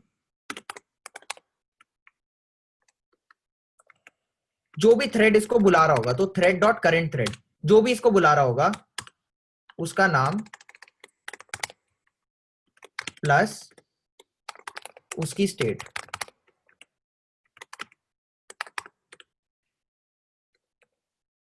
gets, ठीक है, गेट स्टेट तक कर दिया। सिंपल सा कोड है, कुछ नहीं किया अभी तक, जो कर रहे थे सब सेम पड़ा हुआ है। बस मैंने बोला जब भी इसको रन करने कोई थ्रेड आएगा ना, उसका नाम और उसकी स्टेट प्रिंट कर देना। और यहां भी मैंने इसी, और इसको चलाएगा कौन, टी थ्रेड ही तो चलाएगा, एक ही थ्रेड ने उस काम को बुलाया हुआ है, तो उसी की प्रिंट होगी। और मैं यही करना चाहता हूं इसके बाद। ठीक है, now I will do T dot join. T dot join क्या बोलेगा कि जब ये टी खत्म हो जाएगा तब मैं आगे बढ़ूंगा। So after this is done I will again print this. So now let us execute this and see our output. So it is clearly printing number still 100 and now we are about to see कि इसकी states क्या होंगी, क्योंकि मैंने जगह जगह पे इसकी states भी print की हुई हैं। So let us start from the beginning. Thread का नाम है थ्रेड 0, थ्रेड की स्टेट है न्यू। ये कब है, यहां की बात है, ये यहां की बात है। उसके बाद जब ये स्टार्ट हो गया, स्टार्ट हो चुका है, तो उस टाइम पे इसकी स्टेट इज रनेबल, रनेबल में चला गया क्योंकि स्टार्ट हो गया है। उसके बाद इसके अंदर भी जब ये पहुंचा होगा रन करने, फिर से यही प्रिंट हो गया, क्योंकि अभी भी ये रनेबल में ही है। इसने सारा काम प्रिंट वेंट कर लिया, और प्रिंट करने के बाद जब ये बाहर आया, मतलब जब टी डॉट ज्वाइन हो गया, मतलब जब टी खत्म हो गया, तो जब मैंने इसकी स्टेट प्रिंट की तो इट इज टर्मिनेटेड, क्योंकि यहाँ पे एक ही थ्रेड था और इसको कोई ब्लॉक या वेट कराने वाला नहीं था। सो ब्लॉकिंग वॉकिंग की स्टेट आई नहीं। So this was a very simple example of thread states to make you understand कि थ्रेड की स्टेट्स कैसे चलती हैं। Okay, so now let us go a step further, ठीक है, and look at the next slide. Thread errors. तो thread में मैंने बताया था थ्रेड डॉट स्लीप में प्रॉब्लम आ सकती है, तो हमने ट्राई कैच लगाया हुआ था। कैच में कर क्या रहा था, इंटरप्टेड एक्सेप्शन। होता क्या है, होता क्या है इसकी एक बार बात कर लेते हैं, ठीक है। व्हाट हैपेंस इज, यार देखो पहले समझते हैं कि प्रॉब्लम कहां से आ सकती है। थ्रेडिंग में प्रॉब्लम क्या है, बहुत सही लग रहा है, 2-3 बंदे बना दो, अलग अलग काम करा दो, बहुत ही सही चल जाएगा। मल्टी थ्रेडिंग में तो कोई इशू ही नहीं है सर, कोई भी इशू नहीं है। गेम तब बनेगी, मान लो एक मेमोरी लोकेशन है और यहां पे x, T1 क्या करता है, T1 क्या काम करता है, वो x की वैल्यू को 10 करना चाहता है। T2 क्या करता है, वो x की वैल्यू को 20 करना चाहता है। सो T1 और T2 दोनों x को चेंज करना चाहते हैं। जब ये दोनों ही x को चेंज करना चाहते हैं तो दोनों में लड़ाई हो जाएगी ना, कि कौन करेगा। क्योंकि देखो तुमने तो बंदे छोड़ दिए कि भाई ये काम कर देना, लेकिन काम कौन करेगा इस कॉमन लोकेशन पे, ये भी तो एरर है ना। अगर पहले टी ने कर दिया और बाद में T1 ने कर दिया पहले और बाद में T2 ने किया, सो पहले ये 10 हुआ होगा और फिर T2 ने आके 20 कर दिया, तो इसकी फाइनल वैल्यू 20 हो गई। ऐसा भी हो सकता है कि पहले T2 ने कर दिया और बाद में T1 ने आके इसे 10 कर दिया, तो इसकी फाइनल वैल्यू 10 हो गई, तो इसकी कोई फिक्स फाइनल वैल्यू ही नहीं है। और हो सकता है ये एक्स मेरे प्रोग्राम में कहीं बाद में यूज हो रहा हो, एक्स कहीं बहुत बाद में यूज हो रहा हो। उस केस में क्या होगा, अगर एक्स बहुत बाद में यूज हो रहा होगा तो तुम्हें पता ही नहीं है कि एक्स में क्या आने वाला है, क्योंकि वो तो ये डिपेंड करेगा ना कि कौन पहले गया, T1 या T2। Because of that we are unsure. So this is a problem, this is a very big problem. We need to control कि कौन पहले जाएगा। अच्छा, ये तो एक इश्यू हो गया। हाँ अमित, अमित बात कर रहे हैं इसकी। देखो अब दूसरा एरर हो सकता है कि दोनों साथ में पहुंच गए, एक ही टाइम पे पहुंच गए। सो एक ही टाइम पे पहुंचने से क्या हुआ, लड़ाई हो गई, है ना अमित। उस टाइम पे तो चलो मैं प्रायोरिटी से कह सकता हूं कि भाई T2 की प्रायोरिटी ज्यादा है, लेकिन अगर दोनों नॉर्मल वर्कर्स है तो आइडियली दोनों की प्रायोरिटी तो सेम ही रहनी चाहिए। चलो प्रायोरिटी भी हो गया। प्रायोरिटी के बाद भी अगर T1 को मैंने पहले भेज दिया और T2 तब आया जब T1 इस पे काम कर चुका था, T2 तब आया जब T1 काम कर चुका था, या T1 तब आया जब T2 काम कर चुका था, तो मुझे फाइनल वैल्यू तो अनप्रेडिक्टेबल हो गई ना। अगर दोनों साथ में आएंगे तो मैं प्रायोरिटी से डिसाइड कर सकता हूं, लेकिन अगर दोनों थोड़ी थोड़ी देर बाद आ रहे हैं तो बहुत बड़ा इशू है। मेरे को कोई ऐसा मेथड चाहिए कि इस एक्स पे अगर कोई काम कर रहा है ना, मान लो T1, और T2 आ जाए और इसको मांगे तो मैं बोलूं भाई रुक जा, भी T1 है तो तू वेट कर, यू शुड वेट। ये वेटिंग का सिस्टम मैं चाहता हूं इसके अंदर। ये इसका एक पॉसिबल सोल्यूशन है। ये तो एक बहुत बेसिक सी प्रॉब्लम हो गई। चलो कॉमन मेमोरी एक्सेस। एक प्रॉब्लम और है कि एक थ्रेड कुछ काम कर रहा हो ना, अपने में लगेगा तुम्हारा कोड बिल्कुल सही है, 3 बंदे काम कर रहे हैं, T1 को T2 इंटरप्ट कर सकता है, मतलब इसको इंटरप्शन हो सकती है इसके अंदर इस थ्रेड की वजह से, या कोई और एक्सटर्नल थ्रेड की वजह से। सो देयर माइट, और तुम्हें लगेगा कि यार कुछ होना तो नहीं चाहिए था, होना भी नहीं चाहिए था, बट सडनली हो सकता है, क्योंकि इश्यूज आ सकती है ना यार। जैसे एरेलिस्ट वगैरह और वेक्टर्स में भी बात की थी कि ये थ्रेड सेफ है, ये थ्रेड सेफ नहीं है, याद है ना। So threads might get interrupted by other threads and threads might interrupt other threads also. मतलब एक थ्रेड चेक भी कर सकता है कि वो इंटरप्ट हुआ है कि नहीं, और वो किसी और को इंटरप्ट कर भी सकता है। सो ड्यू टू इंटरप्शंस ये थ्रेड जो भी कर रहा था इसमें एरर आ सकता है। For example thread dot sleep, इसको सोने में एरर आ सकता है। क्यों? हो सकता है कि जब ये सोने जा रहा हो तो दूसरे थ्रेड ने इसको इंटरप्ट कर दिया, सो वो एक्सेप्शन आ सकती है। इसलिए I was trying to catch an interrupted exception. So ये जो थ्रेड्स होते हैं ये बेसिकली इंटरप्ट हो सकते हैं। So this is called the thread interruption error. और एक थ्रेड को इंटरप्ट कैसे करते हैं, इंटरप्ट मेथड आता है उसका। तो अगर जो थ्रेड टी को इंटरप्ट करना तो टी डॉट इंटरप्ट कॉल कर देंगे, ठीक है। इसकी भी एक बात सुन लो, रनेबल और एक्सटेंड थ्रेड जब यूज करो तो मैंने बोला रनेबल करो क्योंकि it makes the code much cleaner as it is, क्योंकि वो टास्क जो तुम कर रहे हो और थ्रेड जो है अलग अलग रख लेता है। सो वो बेटर ऑप्शन है। दूसरा कि जब तुम थ्रेड क्लास, अब तुम अगर थ्रेड क्लास को एक्सटेंड कर रहे हो तो तुम एक और क्लास से एक्सटेंड नहीं कर सकते। क्यों? क्योंकि जावा मल्टीपल इनहेरिटेंस अलाउ नहीं करता। लेकिन अगर तुम इंप्लीमेंट करोगे रनेबल तो तुम अभी भी इनहेरिटेंस कर सकते हो, क्योंकि बेसिकली यही तो बात की थी ना इंटरफेसेस में, कि इंटरफेसेस एक जुगाड़ है फॉर मल्टीपल इनहेरिटेंस। दूसरी बात, एक ही काम मैं दो लोगों से करवा सकता हूं। जैसे रनेबल से मैंने, रनेबल में देता था ना थ्रेड को, सो वही रनेबल मैं 2-3 थ्रेड्स को दे सकता हूं, तीनों एक ही काम करेंगे और जल्दी हो जाएगा। लेकिन अगर मैं एक थ्रेड क्लास से एक्सटेंड करके ऑब्जेक्ट बनाया तो मैं उसको टास्क तो देता ही नहीं था। सो उसको सिर्फ एक ही बंदा कर सकता है जिसका मैंने बंदा बनाया होगा, करेक्ट। अब ना एक चीज देखो, जो मैं बात कर रहा था तुम लोगों के साथ, इसको बस 10 मिली सेकेंड का स्लीप टाइम रखते हैं, ठीक है। अब मैं क्या कहूंगा, मैं 2 बंदे बनाऊंगा। अब तुम्हें इश्यू दिखाता हूं मल्टी थ्रेडिंग की, कि कहां पे तुम्हें लगता है कि सब सही चल रहा है और कहां सब खराब हो जाता है। मैंने एक और बंदा बना लिया, मैंने इसको बोला तू भी वही काम करेगा जो ये कर रहा है, दोनों एक ही काम करो, दोनों उस पे जाओ और शुरू हो जाओ। करते क्या है, ये आई को प्रिंट करके एक आगे बढ़ा देते हैं, बस यही काम करते हैं ये।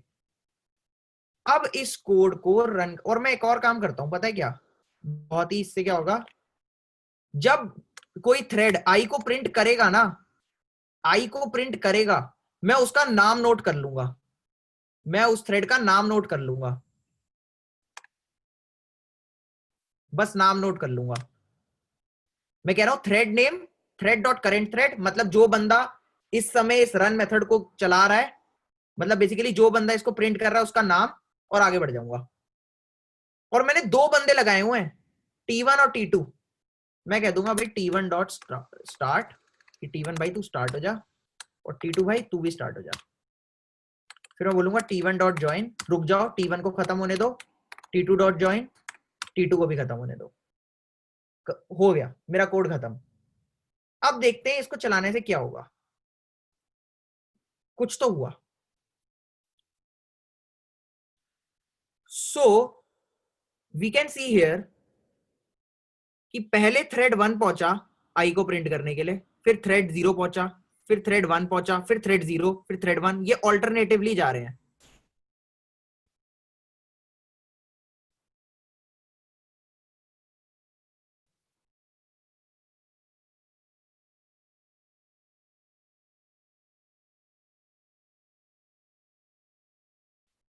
अब ये देखो यहां आया है एरर, यहां तक प्रोग्राम सही चल रहा था, यहां से एरर आने शुरू हो गए। ये क्या हुआ है कि थ्रेड 1 और थ्रेड 0 एक साथ पहुंच गए थे, और दोनों ने सेम आई को प्रिंट कर दिया, और दोनों ने आई को एक एक बार बढ़ा भी दिया, मतलब एक ही टाइम पे पहुंच गए थे। तो 64 तो स्किप ही हो गया ना, इसने भी बढ़ा दिया और इसने भी बढ़ा दिया, और दोनों ने पुराना आई प्रिंट कर दिया। क्योंकि मैंने कभी ये नहीं बोला कि भाई जब T1 जा रहा है पहले T1 को काम करने दो, T2 जा रहा है T2 को काम करने, दोनों साथ पहुंच गए। सो एरर आ गया यहाँ पे, देखो प्रोग्राम ने वो किया नहीं जो मैं सोच रहा था। आगे देखो और भी कहीं पे ये प्रॉब्लम हुई हो सकती है।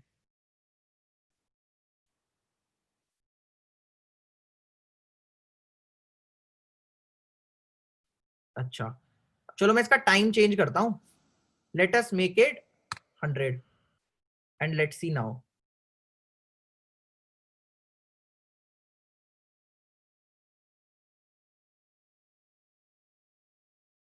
है ना,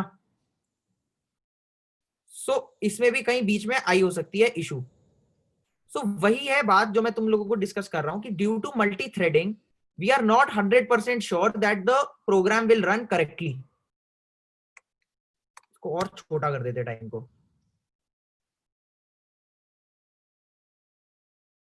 सो using multi threading we are never 100% sure कि हम जो कर रहे हैं वो सही आउटपुट देगा या नहीं देगा। देखो इसमें भी कहीं एरर आया हो सकता है, let us check for it.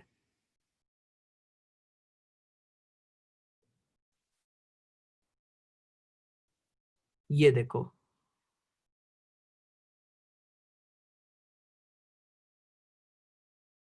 okay, this execution seems to have run fine.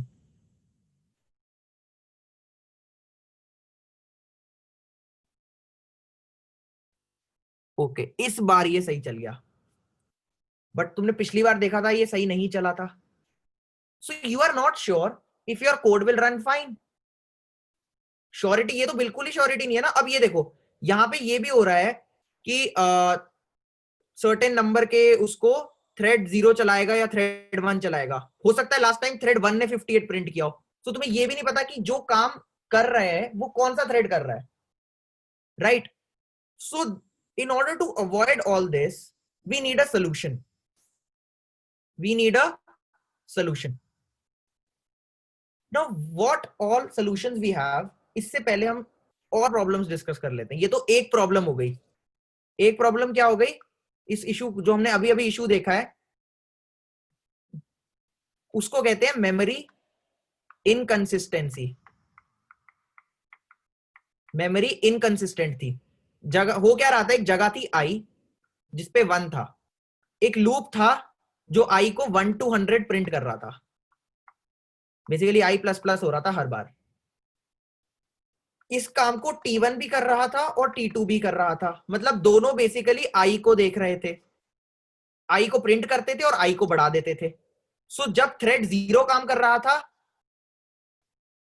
तो उसने प्रिंट कर दिया आई को, फिर थ्रेड 1 ने कर दिया, मतलब दोनों साथ में चल रहे थे। तो बीच में ऐसी सिचुएशन आ गई जब T1 T2 साथ में पहुंच गए तो उन्होंने सेम वैल्यू 63 प्रिंट कर दी थी, और इसने भी आई को आई प्लस प्लस कर दिया था 63 देख के, और इसने भी आई प्लस प्लस कर दिया था।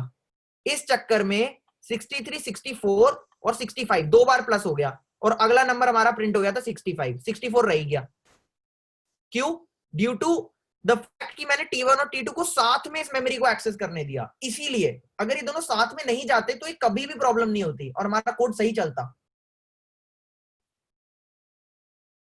है ना। Because of my error to allow them to go over there together, ये एरर आया। So this is called as a memory inconsistency error. अच्छा, इसके अलावा और भी एरर्स हो सकते हैं। ये भी हो सकता है, डेडलॉक्स भी हो सकते हैं। याद है मैंने तुम्हें स्टार्टिंग में दिखाया था एक डेडलॉक, मेन थ्रेड को डेडलॉक कर दिया था, लास्ट वाली स्टेटमेंट एग्जीक्यूट ही नहीं हुई थी, टी डॉट ज्वाइन पे छोड़ दिया था मैंने। वो क्या होता है कि ये बंदा इस बंदे ने, मान लो दो थ्रेड्स है T1 और T2। T2 ने, मैंने बोला क्या इसका सोल्यूशन हो सकता है कि ये जो जगह है ना, इस जगह पे अगर T1 जाए या T2 कोई थ्रेड जाए तो उसको लॉक कर ले, ताला लगा ले इसके ऊपर, ठीक है, और अगला थ्रेड आए तो वेट करता रहे। मान लो ऐसी सिचुएशन है कि T1 ने एक जगह पे ताला लगाया हुआ है, T2 ने भी एक जगह पे ताला लगाया हुआ है। T1 कह रहा है मैं ताला तब छोड़ूंगा जब T2 इसको छोड़ेगा, और T2 कह रहा है मैं तब छोड़ूंगा जब T1 इसको छोड़ेगा। बिल्कुल क्लासिक होता है ना, आप अपने दोस्त से कुछ छीन लो और आप बोलो कि पहले तू दे, नहीं पहले तू दे, तो वो डेडलॉक हो गई, कोई भी एक्सचेंज नहीं करेगा क्योंकि दोनों वेट करेंगे कि पहले दूसरा देगा। सो this is a classic problem of deadlocks. ऐसी बहुत इश्यूज होती हैं अगर आप इंटरनेट पे रीड करो। So writing multi threaded code is not easy. यहीं से हमें लगता है कि हमारा लॉजिक सही है, लेकिन जब चल रहा होता है तो एरर्स, और पता भी नहीं होता कि क्यों हो रही है। एक काम जो आपका आसान मैं कर दूंगा वो ये है कि अगर एक थ्रेड एक मेमोरी लोकेशन को एक्सेस करे तो वो उसको लॉक कर पाए, क्योंकि ये तो हमें चाहिए ही ना, ये फीचर हमें चाहिए। और T2 आए तो वो वेट करेगा कि जब T1 इसका लॉक हटा देगा तो T2 अंदर जाके अपना लॉक इस पे लगा देगा, तो एक बार में एक ही थ्रेड एक्सेस करेगी इस जगह को। ये एक सोल्यूशन है मेमोरी इनकंसिस्टेंसी को सॉल्व करने का। एक एरर का तो चलो सोल्यूशन मिल गया ना मुझे, एक एक प्रॉब्लम का तो सोल्यूशन मिल गया। ये देखो, यही मैं आपको एग्जांपल दिखा रहा था। इसका सोल्यूशन होता है समथिंग कॉल्ड एज सिंक्रोनाइजेशन। कैसे करते हैं और क्या होता है इसको डेमो में देख लेते हैं। सिंक्रोनाइजेशन कहता है कि जो रन मेथड है ना, जो काम कर रहे हो, इसके आगे लिख दो सिंक्रोनाइज्ड। एक कीवर्ड आता है सिंक्रोनाइज, बस लिख दो सिंक्रोनाइज, जैसे पब्लिक स्टैटिक वगैरह लिख रहे थे ना, लिख दो सिंक्रोनाइज्ड। ये लिखने से क्या होगा, जो भी बंदा रन को चलाएगा ना, मान लो T1 चला रहा है अभी, तो T2 जब चलाने आएगा वो रुक जाएगा, वो बोलेगा अभी रुक जाओ, अभी T1 चल रहा है, so I should wait. When T1 is over with the run function, then T2 can go inside and execute the task. So synchronize अपने आप तुम्हारे लिए हैंडल लॉकिंग कर देगा। तुम्हें बस क्या करना है, तुम इसके आगे लिख दो सिंक्रोनाइज्ड, तुम्हारा काम खत्म, तुम्हारा काम खत्म, ठीक है। अब ना एक चीज देखो, जो थ्रेड पहले पहुंच जाएगी, एक एक एक, एक लॉजिक देखो ना, जब दोनों थ्रेड को मैंने इसके ऊपर भेज दिया तो दोनों में से एक थ्रेड इसको चलाना शुरू कर देगी और दूसरी वेटिंग में रह जाएगी कि भाई पहली वाली थ्रेड तो खत्म कर ले। जब पहली वाली थ्रेड इसे खत्म कर चुकी होगी और दूसरी वाली थ्रेड इसको चलाने घुसेगी, तो ये लूप तो उसे अब चलाना ही नहीं है ना, क्योंकि काउंटिंग तो खत्म, आई तो पहले ही 100 से ऊपर हो चुका होगा पहली वाली थ्रेड के चलाने की वजह से ही, क्योंकि पहली वाली थ्रेड तो पूरी काउंटिंग कर जाएगी ना, तो जब दूसरी थ्रेड आएगी उसे तो काउंटिंग करनी ही नहीं होगी क्योंकि काउंटिंग हो चुकी है। तो यहां पे जो दो दो थ्रेड्स दिख रही हैं अब नहीं दिखेंगी, अब कोई एक ही थ्रेड दिखेगी जो पहले पहुंच गई, जो रेस जीत गई। अब इसको चला के देखते हैं। ये देखो, एक ही थ्रेड पहुंची, कौन, जीरो, थ्रेड जीरो जीत गई। सो पूरी काउंटिंग तो थ्रेड जीरो कर गई। जब थ्रेड वन अंदर गया होगा तो उसने बोला होगा भाई मेरे को तो कुछ करना ही नहीं है, थ्रेड वन तो सब करके चला गया। सो क्लियरली सिंक्रोनाइजेशन है सॉल्व्ड आवर प्रॉब्लम। देख रहे हो? और अब कोई भी एरर नहीं आएगा इसमें, प्रॉपर नंबर आएंगे हर जगह, चाहे तुम टाइम कुछ भी कर लो, कभी इशू नहीं आएगा। मैं तो कह रहा हूं स्लीप ना भी करो,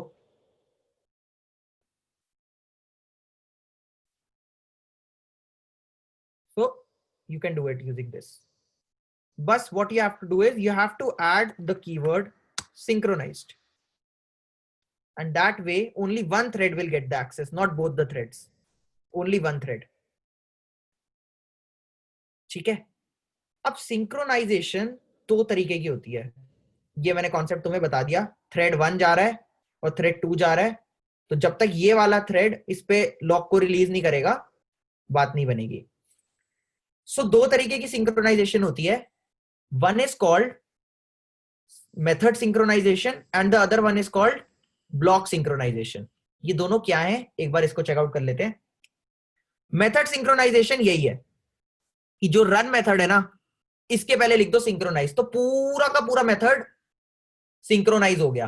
सिंक्रोनाइज का मतलब क्या, वो जो लॉकिंग का सिस्टम समझाया था कि एक थ्रेड लॉक कर लेगा एंड दूसरा will wait until it is done, until the thread जिसने भी लॉक लगाया इट इज डन। एक और काम कर सकते हो तुम, अगर पूरे मेथड पे लॉक नहीं लगाना चाहते, मान लो यहां पे एक और स्टेटमेंट डाल लो कि भाई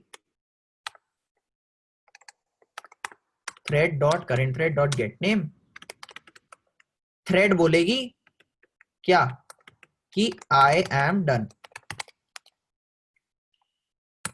तुम कह रहे हो कि भाई सिर्फ काउंटिंग पे लॉक लगाना है, सिर्फ काउंटिंग पे लॉक लगाना है, सो उस केस में तुम पता क्या कर सकते हो, तुम लिख दो सिंक्रोनाइज्ड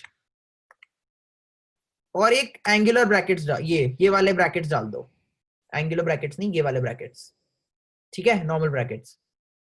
इससे क्या होगा, इस ब्लॉक के अंदर जो कोड है ना सिर्फ वो सिंक्रोनाइज होगा। तो this is called block synchronization. मैं सिर्फ एक पार्ट ऑफ द कोड को सिंक्रोनाइज कर रहा हूं, लेकिन ये कह रहा है कि अभी एरर है क्योंकि इसको कुछ चाहिए, ये कुछ लेता है अपने अंदर। क्या लेगा ये, एक रेफरेंस लेता है, इट टेक्स अ रेफरेंस। यहां पे दिस लिख दिया क्यों, क्योंकि मैं इसी टास्क की रेफरेंस पास करना चाहता हूं। So you are only synchronizing the reference, always remember this. सिर्फ ये जो चीज इसके अंदर जा रही है ना यही सिंक्रोनाइज होगी, ठीक है। तो यहां पे जब मैंने टास्क बनाया था तो जो टास्क जा रहा था ना दिस के अंदर वही आ जाएगा, दिस कीवर्ड पड़ा हुआ है ना, तो मैं उसी टास्क की रेफरेंस ही भेज रहा हूं। सो आइडियली कोई डिफरेंस नहीं होना चाहिए हमारे कोड में, क्योंकि हमने काउंटिंग को अभी भी सिंक्रोनाइज किया हुआ है, लेकिन ये वाली लाइन सिंक्रोनाइज नहीं है। तो जब दूसरा थ्रेड भी आएगा तो वो ये लाइन तो चला के ही जाएगा, भले ही उसे काउंटिंग ना करनी हो, वो आएगा इसको चलाने के लिए, लेकिन थ्रेड पहले वाला कर चुका होगा काउंटिंग, नया वाला इसको तो एटलीस्ट चला के जाएगा। हमें सबूत तो मिलेगा कि अगला बंदा आया था, उसने देखा काम हो चुका है और बोला कि भाई काम हो चुका है, तो हमें विश्वास तो होगा कि वो आया था। सो let us have a look at this. ये देखो, थ्रेड 0 जीत गया, थ्रेड 0 ने परफेक्ट काउंटिंग कर दी और दोनों थ्रेड्स ने बोला द वर्क इज डन। पहले थ्रेड 0 आके सब कर गया, जैसे ही थ्रेड 0 ने काम कर दिया उसने बोला भाई अब तू ले ले, वो ब्लॉक के बाहर आया थ्रेड 0, उसने बोला तू ले ले थ्रेड 1 को। थ्रेड 1 ने कहा मैं क्या करूंगा, काउंटिंग तो हो चुकी है, मैं बोल देता हूं आई एम डन। थ्रेड 0 ने भी बोल दिया आई एम डन। मतलब दोनों आए तो थे लेकिन थ्रेड 0 काउंटिंग कर गया। हाँ तो थ्रेड 0 ने भी लिखा है ना, ये देखो Amit, thread 0 has also set the work is done and thread 1 has also set the work is done. चलाया तो दोनों ने ही है run function. It is just that जो ये कोड है ना ये एक एक करके चलेगा, दोनों ने बोला आई एम डन। तो दिस मेथड जहां पे हम लोग सिर्फ ऐसा समझ लो किसी रेफरेंस को, मतलब किसी ब्लॉक ऑफ कोड को, मतलब पूरे मेथड को सिंक्रोनाइज नहीं करना चाहते, सर्टेन एरिया को सिंक्रोनाइज करना चाहते हैं, so that is called block synchronization. And जहां पूरे फंक्शन को करना चाहें तो यहीं पे लिख दो सिंक्रोनाइज और ये हटा दो, this is called method synchronization. Are you guys clear with the synchronization theory? इसमें कोई डाउट है तो अभी चैट में पूछ लो। Any doubts?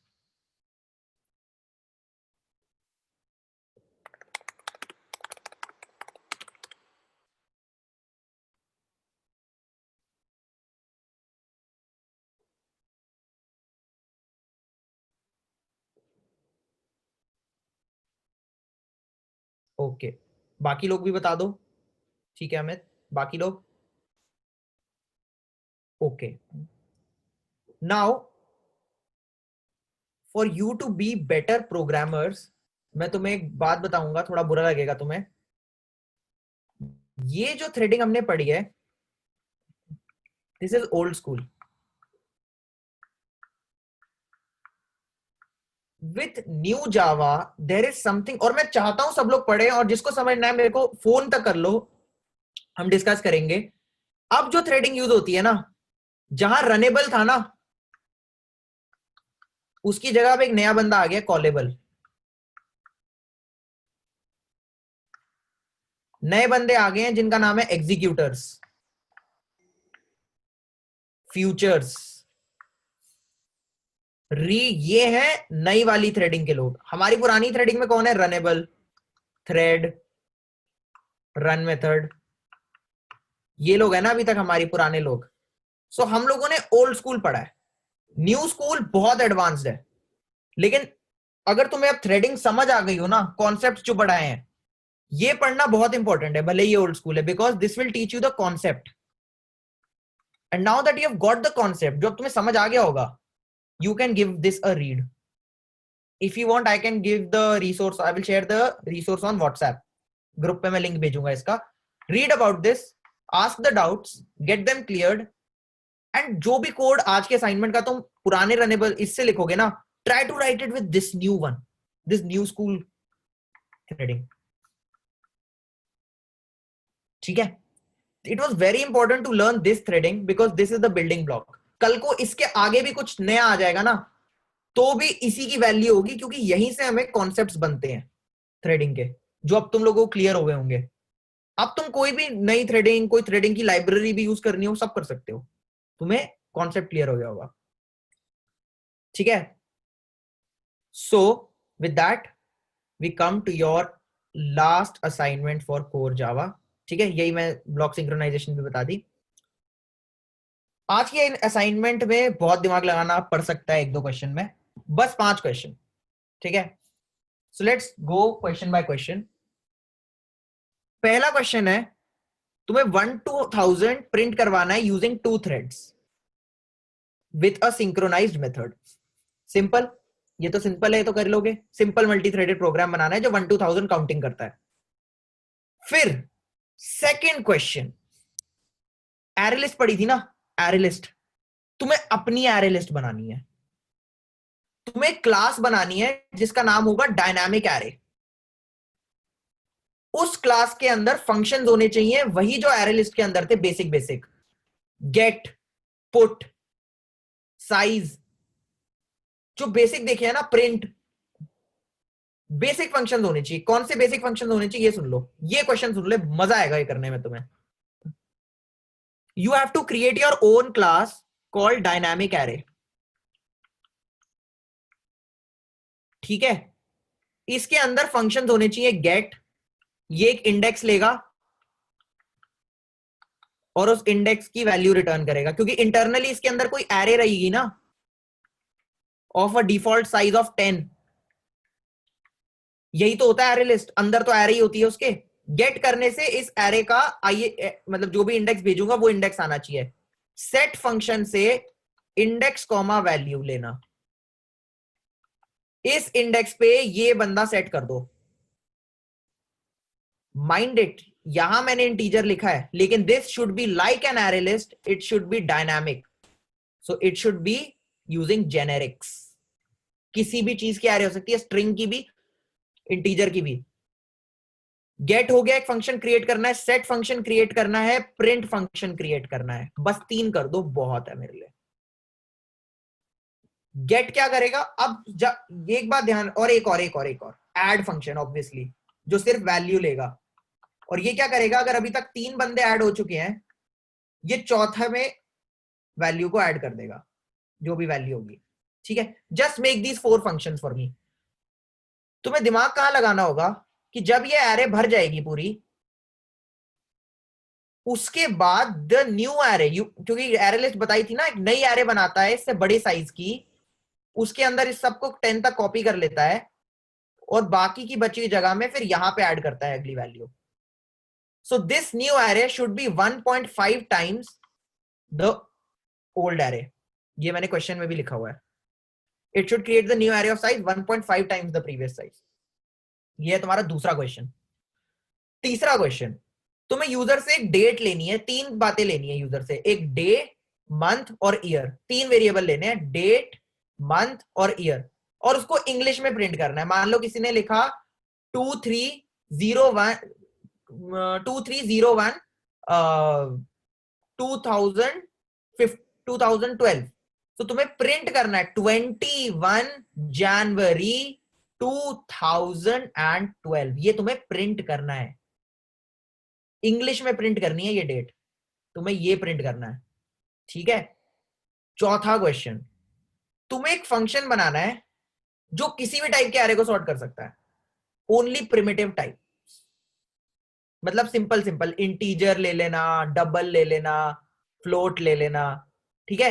एक ऐसा सॉर्टिंग फंक्शन जो कोई भी जनरल टाइप की उसको सॉर्ट कर सकता है। अगर एक स्टेप आगे बढ़ना चाहो ना, इसमें एक स्टेप आगे बढ़ना चाहो, एक क्वेश्चन पूछा है,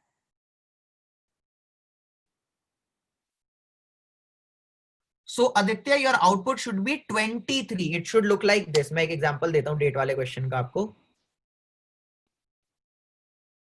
तो it should be like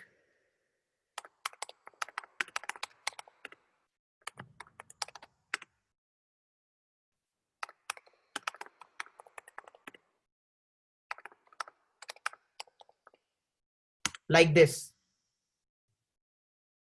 You have to print it in English.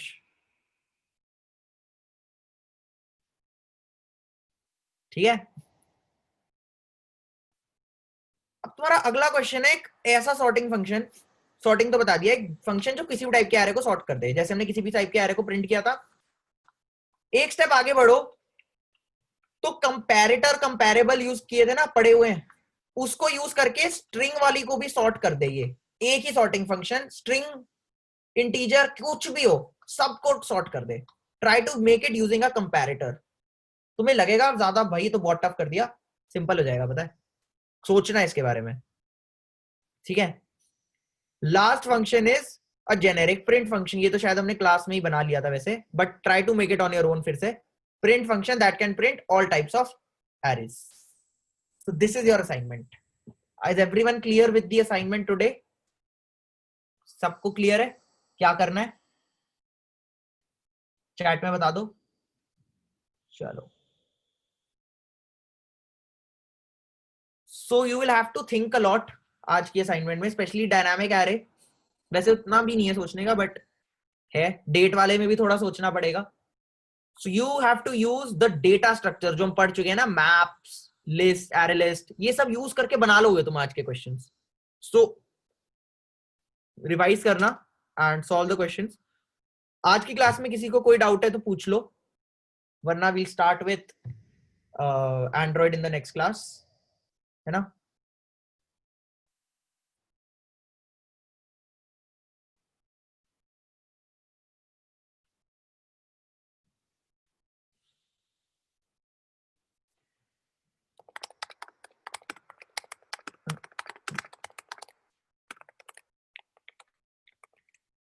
Okay, so I hope everyone is clear, ठीक है। So this is the conclusion to core Java, जो कोर जावा थी, ठीक है। क्वेश्चंस प्रैक्टिस करते रहो, पोर्टल्स में तुम्हें बता रहा हूँ, गीक्स फॉर गीक्स में जाके क्वेश्चन सॉल्व करो। अगर किसी को कंपेटिटिव प्रोग्रामिंग में इंटरेस्ट है, हैकर रैंक है वेबसाइट कोडिंग प्रैक्टिस करने के लिए, वहां भी जा सकते हो, ठीक है।